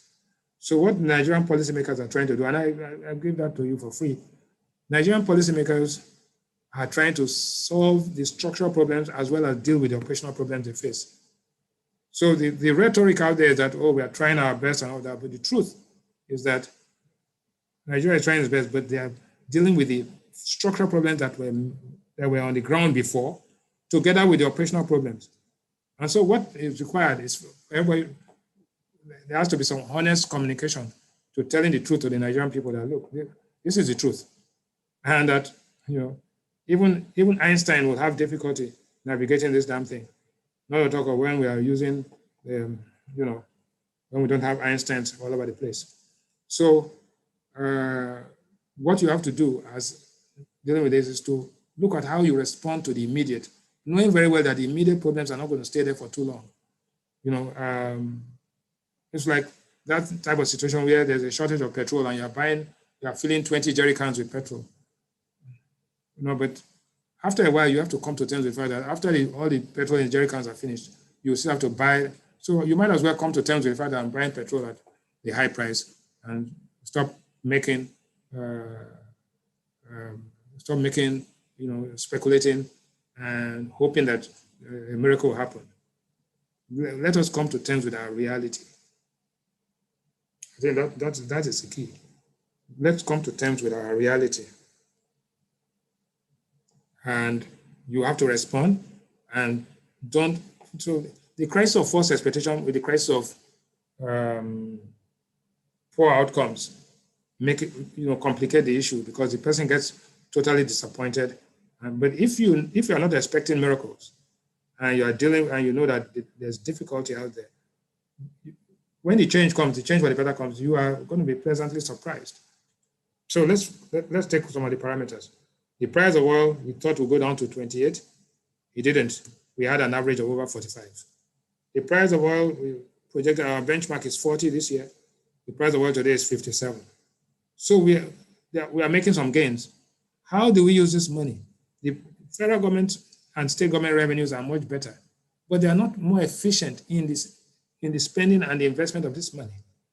So it is having limited impact on people. So it is you, the people that are going to provide services for the people so that people can trade their naira better than they were stretching than they used it before. I think that is the key.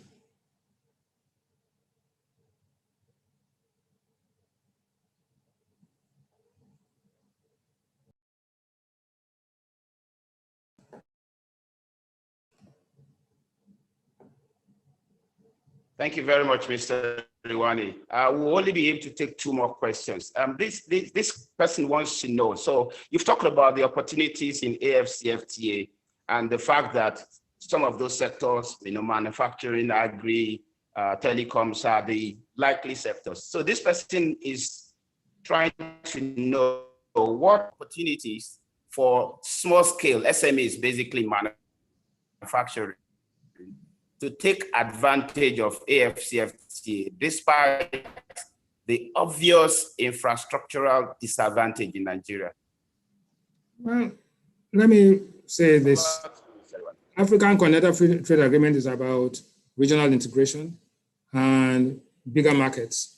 Bigger market talks about scale economies. The small and medium scale enterprise man must actually link with somebody and any company that decides to produce heavily here and send its goods across the borders. So if, for example, you are supplying gypsum or you are supplying granite to Dangote or Bajana and Bua, then you have an opportunity to do that. If you are supplying maize or sorghum, corn, in fact, the price of sorghum has gone up in the last 6 months has gone up by over 40–50%.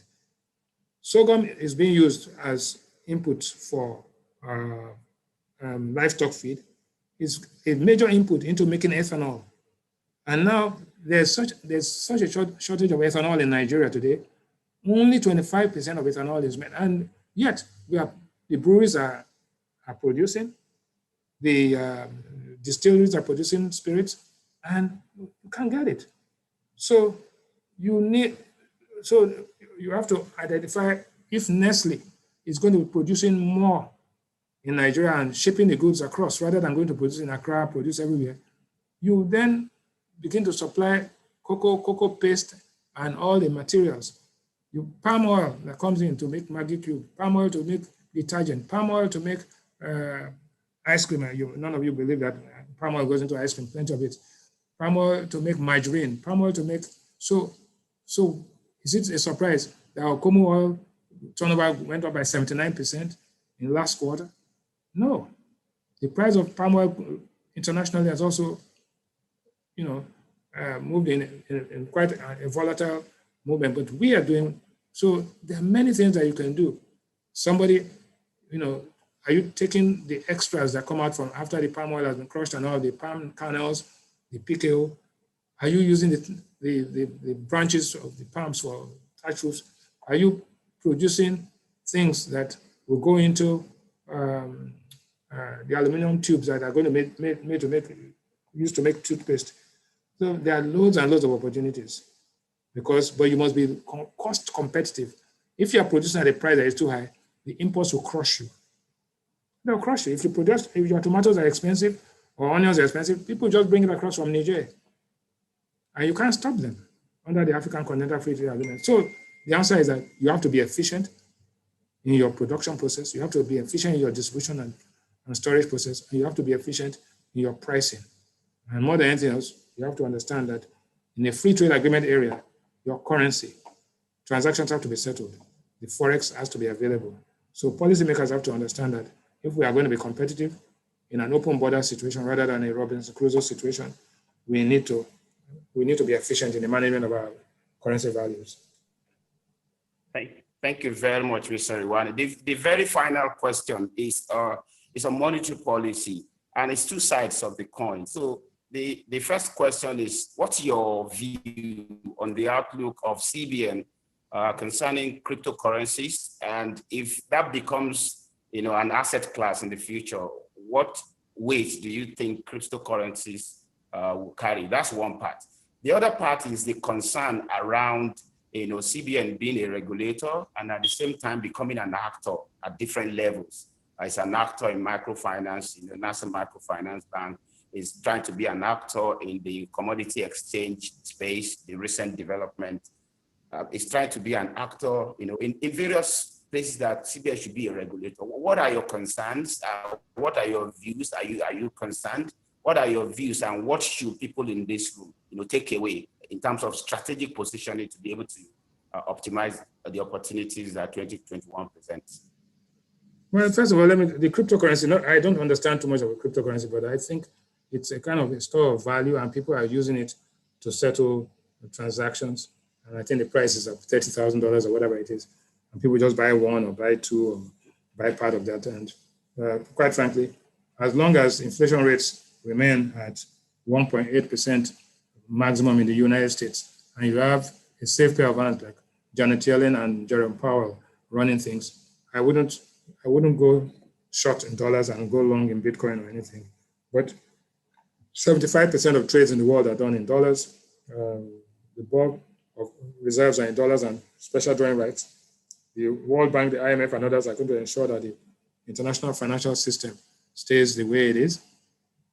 And so I wouldn't, I think Facebook and others were the ones that are trying to push another cryptocurrency, but I think for now, they have to stop because their hands are full. Coming to the Central Bank of Nigeria's primary mandate is price stability. They are judged by management of inflation. If inflation is going beyond their range of 6 to 9%, then something needs to be done. I think that's the critical thing. But in addition to that, central banks across the world have also engaged in development finance activities in terms of trying to accommodate and finance stimulus packages. The problem is that you cannot run a hospital as if it's an emergency room. The emergency room is only for an emergency period. You cannot have a permanent situation of unorthodox policies. It is hoped that the central bank will unwind some of these unorthodox policies and focus on their core mandate, principal mandate, that of price stability and exchange rate management. When that is done, I think that will keep everybody's hands full. And I'm optimistic that we will go back to normal ways very soon. My definition of very soon could be 1 year, 2 years, but definitely the limitations of using monetary policy tools to solve fiscal problems have become quite apparent and clear to everybody in this audience and everybody in the country. So again, light at the end of the tunnel, a return to sanity, and the next Remember, there's a movie called One Flew Over a Cuckoo's Nest. Any of you old enough to have watched that will remember how it ended. Thank you very much. Thank you very much, Mr. Wani. We appreciate your time. Back to you, Chini. Thank you so much. Profound thanks to Mr. Iwani for his invaluable insight in the 2021 economic outlook. Thank you so much, sir. Thank you very much, Theo, for your great moderation. Everyone, please just join us in saying thank you to Mr. Iwani. Give us some of those virtual claps as well. At the start of this event, I did say that it is impossible to successfully run a race if you are blind. And with Mr. Iwani's presentation today, I think the scope of the unknown unknowns has now reduced, as he has shed a lot of light on the things to expect in the business terrain in 2021. So I love this thing that he said. He said there is light in the tunnel. I just want to say that there's light at the beginning, middle, and end. This is the beginning of that tunnel. This is January. We have already received light from his presentation. There will be light in June. There'll be light at the end of the year. So let's go for it. Let's go and do great things this year. Thank you again, Mr. Iwani. Again, for everyone who is joining us, I'm sure you've had a fantastic time so far. We are not done. We are just about halfway done, actually. There's a lot more value coming your way. I want to thank you all for being here, for attending this conference. This is a truly global conference with participants from North America, from different parts of Africa, Asia, Europe. Thank you for joining us. I especially want to say thanks to those that are joining us on YouTube. There are hundreds of people who are currently streaming this event on YouTube. Just stay tuned, because we're going to tell you how you can also be a part of our breakout sessions. I know you are being enriched by this discussion. Now, you can remember that I want you to share your Vantage Forum experience with us on social media. Just tag us at ElevationNG, use the hashtags VF2021 or Vantage Forum 2021. But most importantly, follow us on social media at ElevationNG and tag us with your Vantage Forum experience. Now, moving into the third year, it is my honor, my distinct privilege to welcome for his presentation the convener of the Vantage Forum and the lead pastor of the Elevation Church, Pastor Godman Akinlabi. We are going to take his video introduction right now, and then the next voice you will hear is that of the distinguished convener of this event, Godman Akinlabi.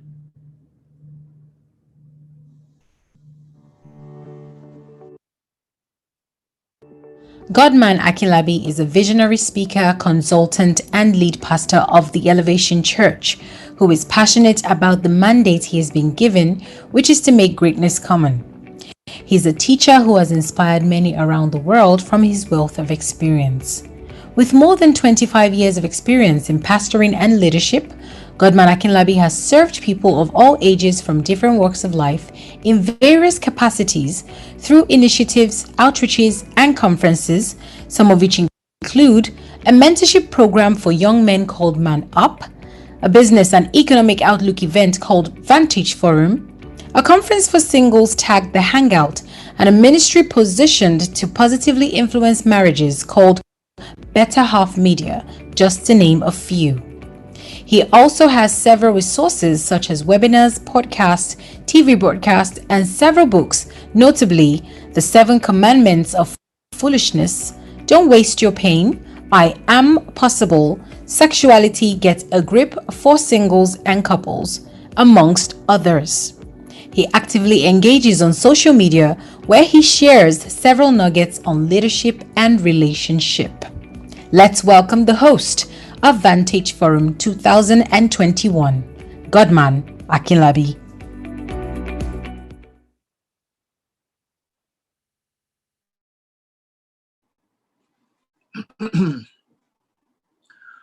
All right. Good morning, good afternoon, and good evening, depending on where you're joining us from. It's my pleasure to be a part of Vantage Forum 2021, and what insightful presentations we've had already from Juliet and Bismarck. The Bible says that when your eyes are full of light, he said, when when the light of God is shining on you, he said you'll be well lighted, and like Chini said, you will be able to run a great race in 2021 when you have information. I have just a few minutes to share with us before we go take a few announcements and go into the breakout session. In the next 10 minutes, I just want to share a thought with us, and then I'll say one or two more things and yield the floor to our moderator. 2021 has started on a very great note. We've had, great hopes, high hopes, and aspirations, knowing that God is, is on our side. And for every entrepreneur, every career person on this platform today, I want you to understand that God is on your side. I've brought you a very short message of hope. Yeah. Because when hope is lost, all is lost. We say that when money is lost, nothing is lost. When health is lost, something is lost. But when hope is lost, everything is lost. So whether you're on a career path, or you're running a business, or you are whether you are the owner, manager, or you're running a business for someone else, the information that you've gotten today, I believe, will better position you to do a lot more in 2021. But much more than that, you must understand that that there is hope for us, and that God is at work in your life, in that business, and on your career. A very important scripture. I just have two passages of the scripture that I want to share from. Usually, I don't share from scriptures in Vantage Forum, but today, I just feel like my part sharing at Vantage Forum 2021 should be very spiritually rooted. Romans 8 and verse 28. Romans 8 and verse 28. The Bible says there that we know that all things work together for the good of them that love God and are called according to his purpose. I want to read it from the New Living Translation. New Living Translation said, and we know, it was very emphatic. It was a statement that's based on knowledge and experience from the writer of the book of Romans. He said, and we know that God causes everything to work together for the good of those who love God and are called according to his purpose for them. Julia spoke a little bit about the pandemic affording us the opportunity to reflect again on our purpose and do a bit of course correction so that we don't, just move away from God's original intention for our lives or for our businesses. In a bid to pivot this season, if care is not taken, many people may also pivot out of divine alignment or purpose. And that's why I brought this message of hope to someone here today, that the Bible says that God causes all things to work together for the good of them that love him and are called according to his own purpose. Everything that is happening in our world today, everything is happening not to really take God by surprise. They are all supportive events to actualize his original intention. Remember the song, I don't know if you listen to gospel music, Travis Green, this young music minister from the US, that says all things are working for my good. He said it's intentional because God is never failing. Yeah, it's intentional. There's divine intentionality in the advent of COVID-19 pandemic. Yeah, and we all need to understand it exactly like that, that the pandemic will never take God by surprise. So if I have God in my boat, if I have God in my heart, if I'm still connected with God, I must have that understanding that this one also will work together for the good of my business. Now, it may not look like it initially. It may not look like it. It may look like this thing has been sent to break your back, to destroy what you have been building maybe for the last 10 years or 15 years.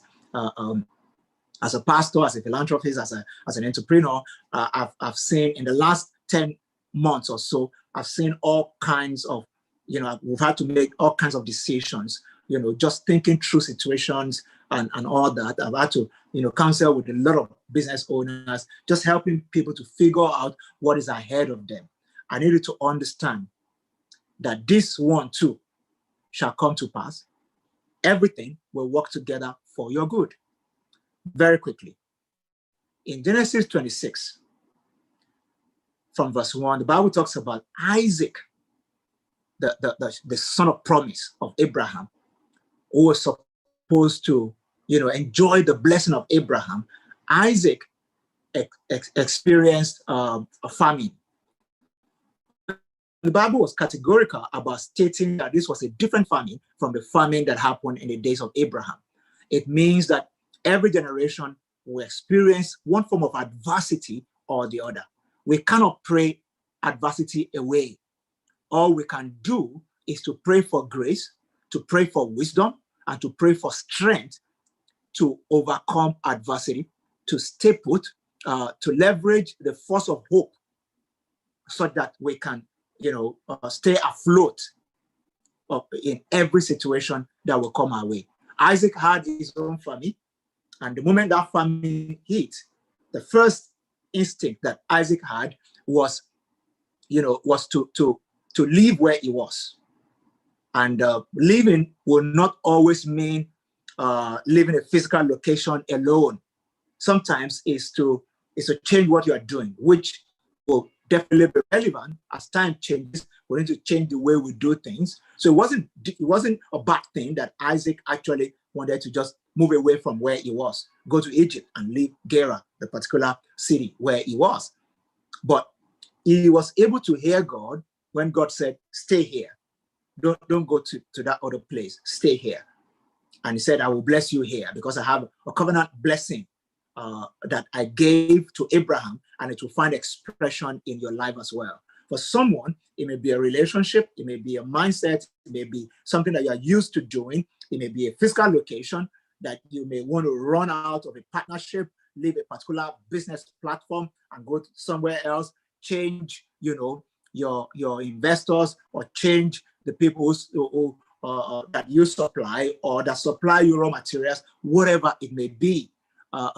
Change the industry where you're serving. Maybe your skill or service is that is applicable in multi-industry level, and you just want to move from serving this industry to another industry. This is the time for you, with the information that you have now, add this information to revelation. As believers in Christ Jesus, we don't live our lives only by information. We add revelation to information, and then we'll make good decisions.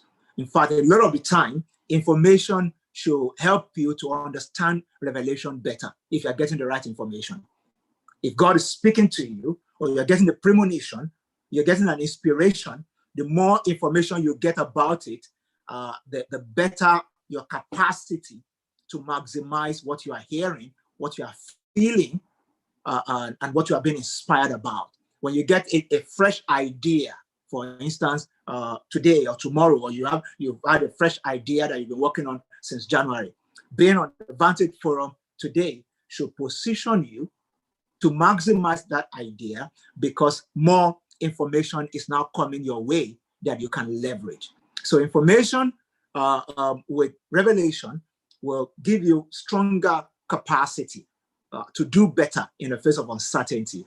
So as we go into 2021, let's leverage information and also leverage revelation. Isaac in Genesis 26 leveraged revelation knowledge. He was hearing from God, and what we saw there, I'll put this in these three brackets of what Isaac did, because his fortune was seriously turned around, even in the midst of the recession of famine. By the time we get to verse 12 of Genesis 26, what we saw there was that the Bible says that Isaac sowed in the land, and in the same year, he reaped 100-fold. Truly, I can never get tired of reading this Genesis 26 because it's so loaded with many great stuff. And then the Bible says he continued to wax stronger.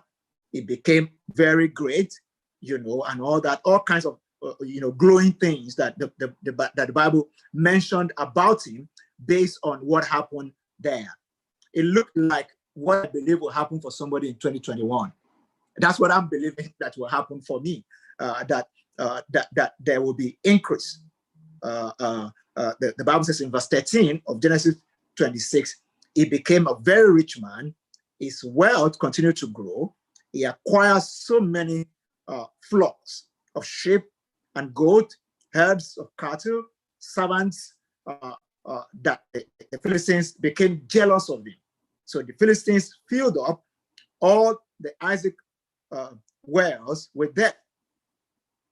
These were the wells that had been dug by the servants of his father Abraham. Now, let me put this into context. Isaac, when you check his portfolio, everything was going on, up and up and up. And then they started envying him and trying to stop him.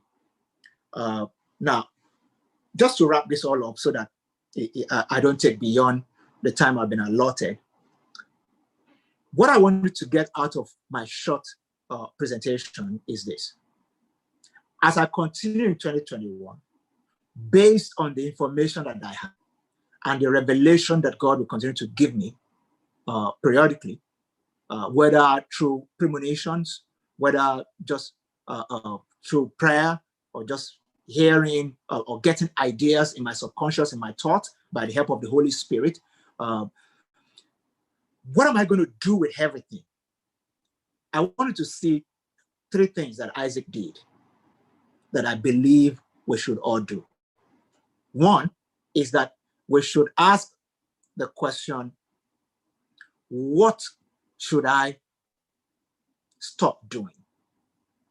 What should I start doing? And what should I continue doing that I've been doing before? I'll go over it one more time. I'm sure some people on this platform have heard this from me before. This works for me all the time, and that's why I can't stop talking about it. What are the things that I will start doing that I'm not doing before? The things that I will stop doing that have become obsolete. And what are the things that I will continue to do because they're still bringing results? When we talk about portfolio, I learned this in business school. They say, oh, one is a dog, which is, one is your cash cow, and all that you put, the different things, and you say the cash cow is the one that you can still continue to milk, so you go ahead with it. One can be like a dead horse or a dog that is not producing again, and you have to jettison it and all that. It's that same concept I'm talking about today. Yeah, that was what Isaac did. First, Isaac stopped something. He stopped moving around like headless chicken and trying to survive by all means. He leveraged information and revelation knowledge. And that's what I'm asking somebody here to do. You've listened to Juliet about technology. You listened to Bismarck about the economic outlook, the macroeconomic outlook. He also spoke about some micro stuff and how we should position. As we go into the breakout, we're going to get also more information in some specific areas. What are you going to stop doing? Yeah. What are you going to stop doing? Very, very important. The only way to maximize divine intentionality is to do some things differently. All things work together for the good of them that love God and according to his purpose. So COVID-19 pandemic is going to work together for your good. Economic recession is going to work together for the good of your business. But for you to maximize divine intentionality, you have to pay attention. So what are you going to stop doing? What are you going to continue doing? One thing that Isaac continued doing was that he continued to sow. He lived in the agrarian age. So this is not about sowing in terms of giving money or whatever. No, this is about continuing to do certain things, sowing certain seeds. He focused on a particular area of his business because that seed sowing was only one aspect of his business. He also had animals, or he did animal husbandry. he was supplying water as well, both for his own need, and I'm sure he was also like an exporter of water, because he was managing the wells his father dug, and he was then digging more wells. So Isaac stopped unnecessarily moving around and roaming and trying to be everything, be everywhere. Two, he continued to sow seed, but one thing that he wasn't doing before that he started doing was that he started digging wells that increased his capacity to supply water, whether for irrigation or for his animals to survive. And then even the Philistines had to come. They tried to stop him from continuing to do that, but after a while they realized that they couldn't stop him. And when they stopped a well, he dug another one. So is that something that you have to continue doing, even though it's becoming more difficult, more more costly, more tasking to do all through this point, but you have to continue. It wasn't going to be an easy task for Isaac to be digging wells and they will be stopping his wells and stuffing it with debt, and then it will dig again. So what are you going to start? What are you going to stop? And what are you going to continue? The testimony of Isaac, Genesis 26, from verse 12 and 13, which talked about getting a 100-fold return, and then he grew strong and wealthy, and his business boomed, was premised on the fact that he stopped, unnecessary roving. He stopped being fearful, because initially it was fear that was driving him. He wanted to live where he was. Even when God said stay, and he stayed, he still was lying about Rebecca not being his wife and all that. It was just all fear. Somebody, it's time to stop the fear, the worry, the anxiety. It's time to stop burning bridges. It's time to stop cutting people off. It's time to stop isolating yourself. It's time to stop living like a recluse. Yeah. It's time to stop being technophobic. Yeah. And enjoy technology and live the digital life. Yeah. It's time to stop complaining. Yeah. But it's time to continue to sow seed like Isaac did.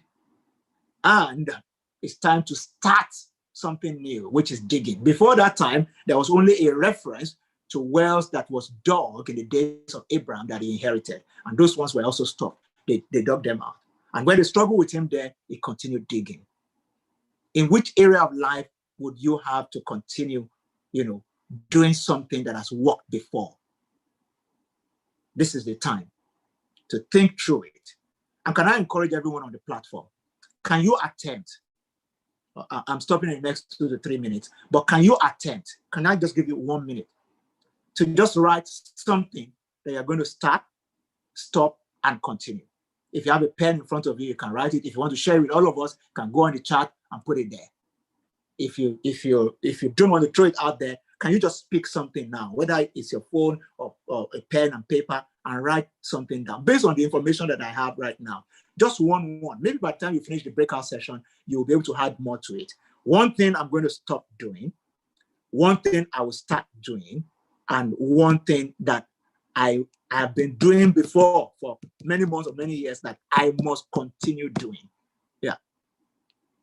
I wanted to just take your time right now and just spend them. Yeah. And like I said, if you want to share them with us, then you can put it in the chat. But if not, just pick your own paper and write it down. Yeah. Look at your business, look at your career, look at, how that enterprise is being managed, and just write down those things.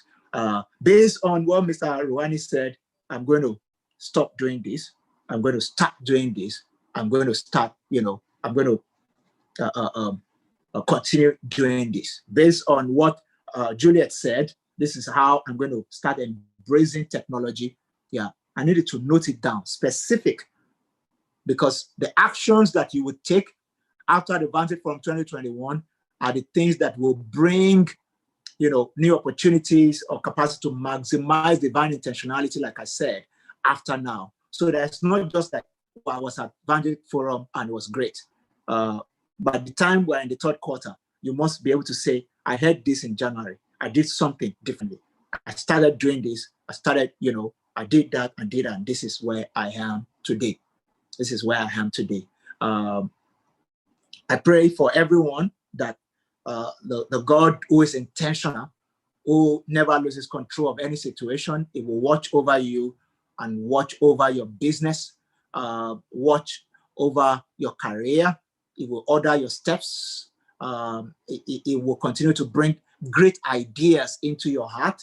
Whatever takes you away from him, whatever cuts you off from revelation knowledge, that this season, my God will break you away from them in the name of Jesus, that your efforts will be met with great favor, that God will bring you into the right connections this season in the name of Jesus, that before the first quarter of 2021 will be over, you will gain stronger level of clarity in the name of the Lord Jesus, that you will get courage, you will get boldness. We will see tangible result of your effort in the name of Jesus, that this year for you, there shall be no delay.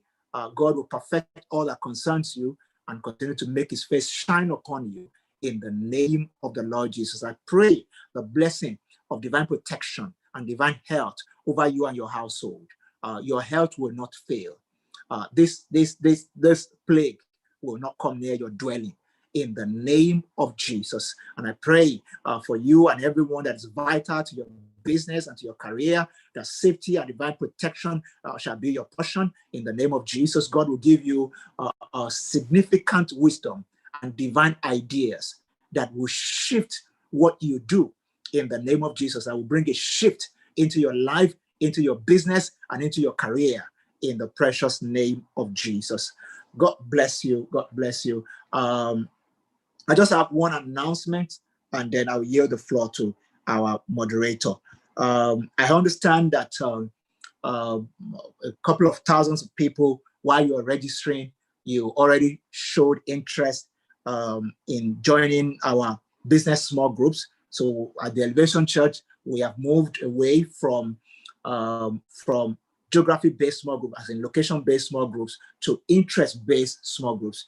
And we have 7 hubs that cover different areas of influence, from business and career to family life to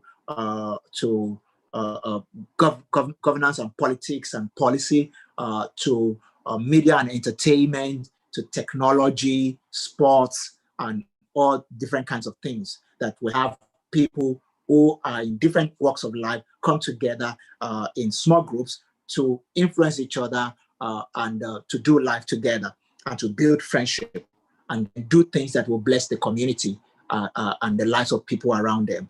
And we have, I want to invite you again. I'll put you through a process if the host will help me to be able to put maybe the slides on.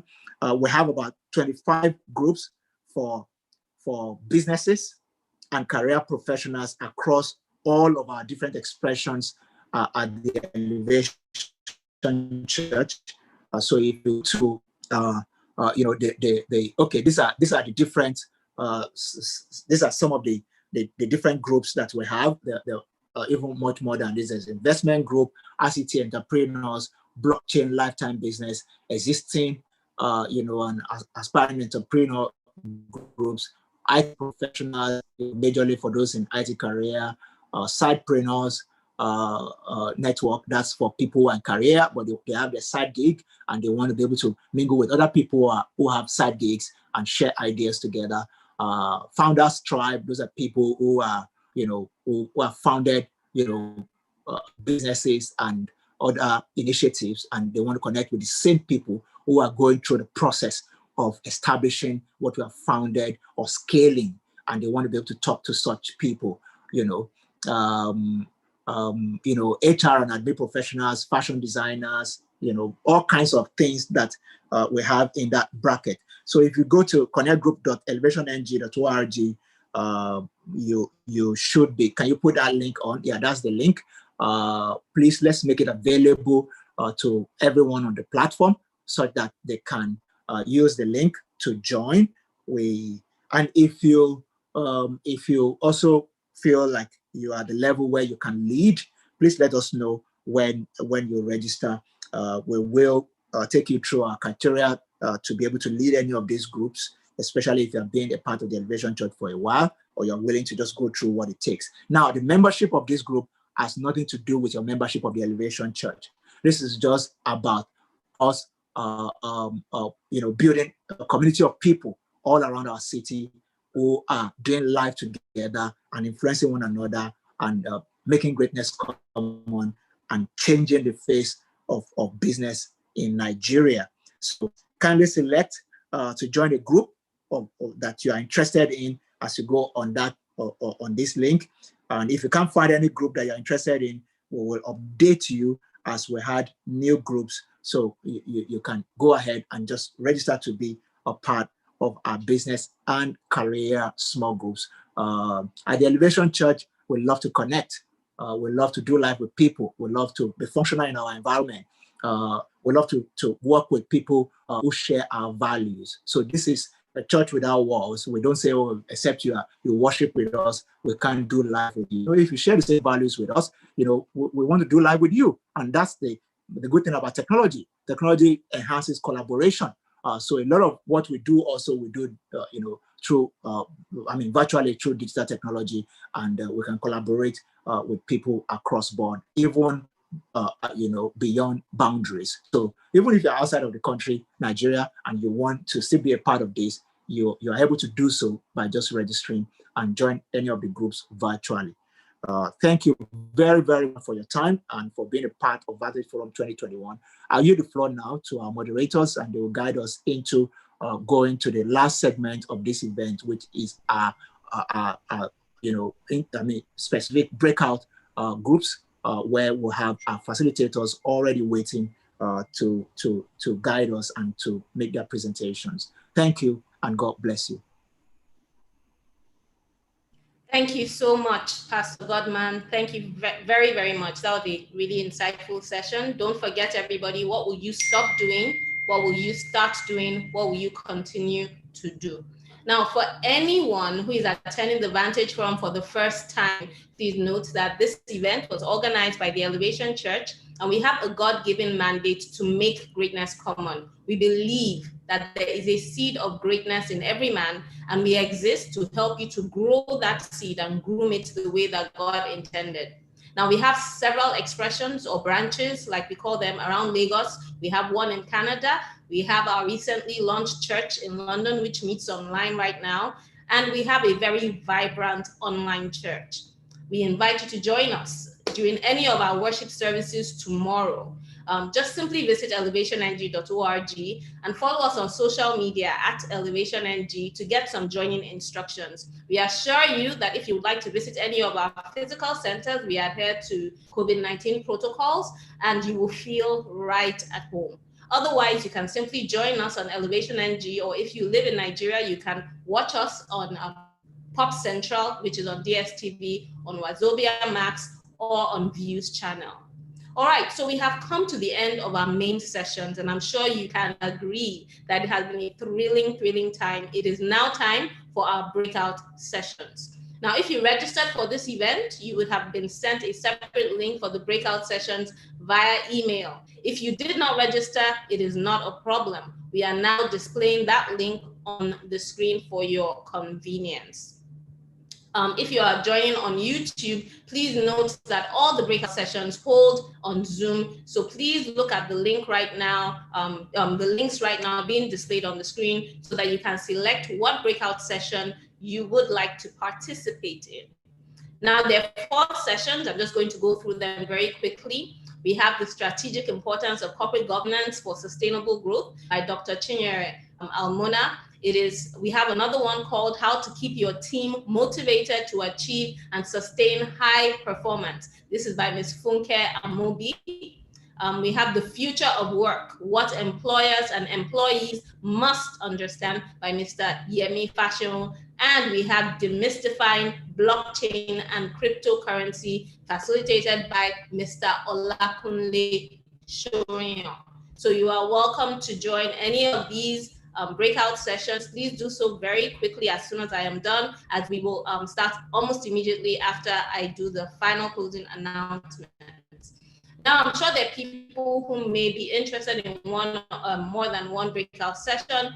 Please note that the sessions will be available to watch on demand at the close of business today via our YouTube channel, which is Elevation NG. So kindly subscribe to our YouTube channel so that you can get an alert once those sessions have been uploaded.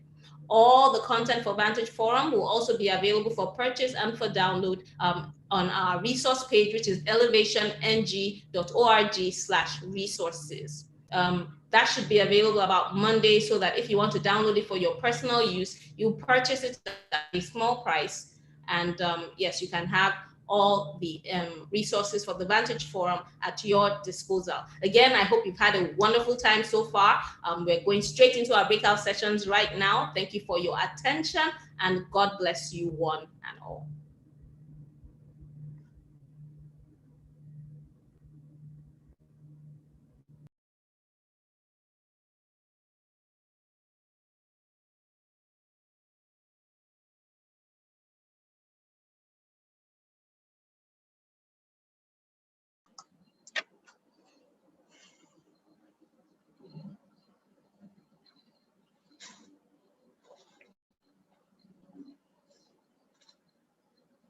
Yeah, good afternoon, everyone. The breakout session for future of work would be in this Zoom platform where we are now. So we'll just give a few minutes for those who want to attend other sessions. My name is Mike. Mike will say, and then once we start, we'll talk about the speaker, is Yemi Fashion. So we'll just give a few minutes and before we get started. Welcome to Future of Work, what employers and employees must understand, a breakout session. Thank you.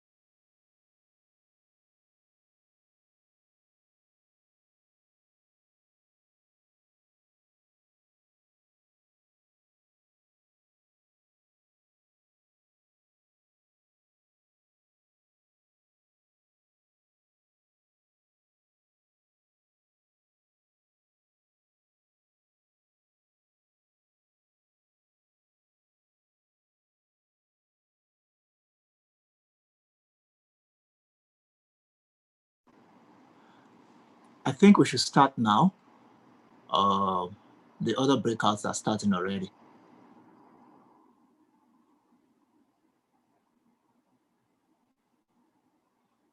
We can't hear you. Okay, sorry, sir. Good afternoon, everyone, and welcome to the breakout session for the future of work, what employers and employees must understand. Of course, you already know that what we call the future, some of it is already happening now. And we are going to listen to a quintessential HR executive, and who's also the founder of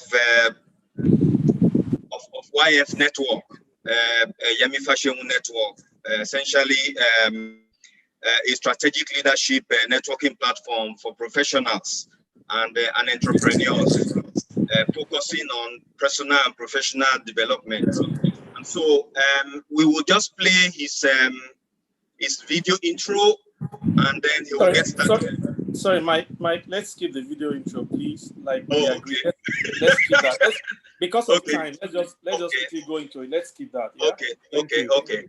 So Yemi would go at it, do his own thing for the next 15 minutes or so, and then we'll have a very hopefully robust interactive session, questions and answers, and then each session a brief one. So please. Thank you, Mike. Welcome, Yemi, please. All right, let me just quickly share my screen so that we can go through it quickly. Okay. 1 second. Okay, so yeah, when we started the conversation, the topic around what I should be speaking on was the future of work. I said to myself that I think we are maybe like a year too late now to still be thinking about the future of work. So if you see the topic of my slide, I've moved away from what we consider as the future to the now of work. I think the last 2-3 years, we laid a lot of emphasis on what we were going to expect from a work perspective about the future. However, that future has not happened, and we should actually be talking on what has happened rather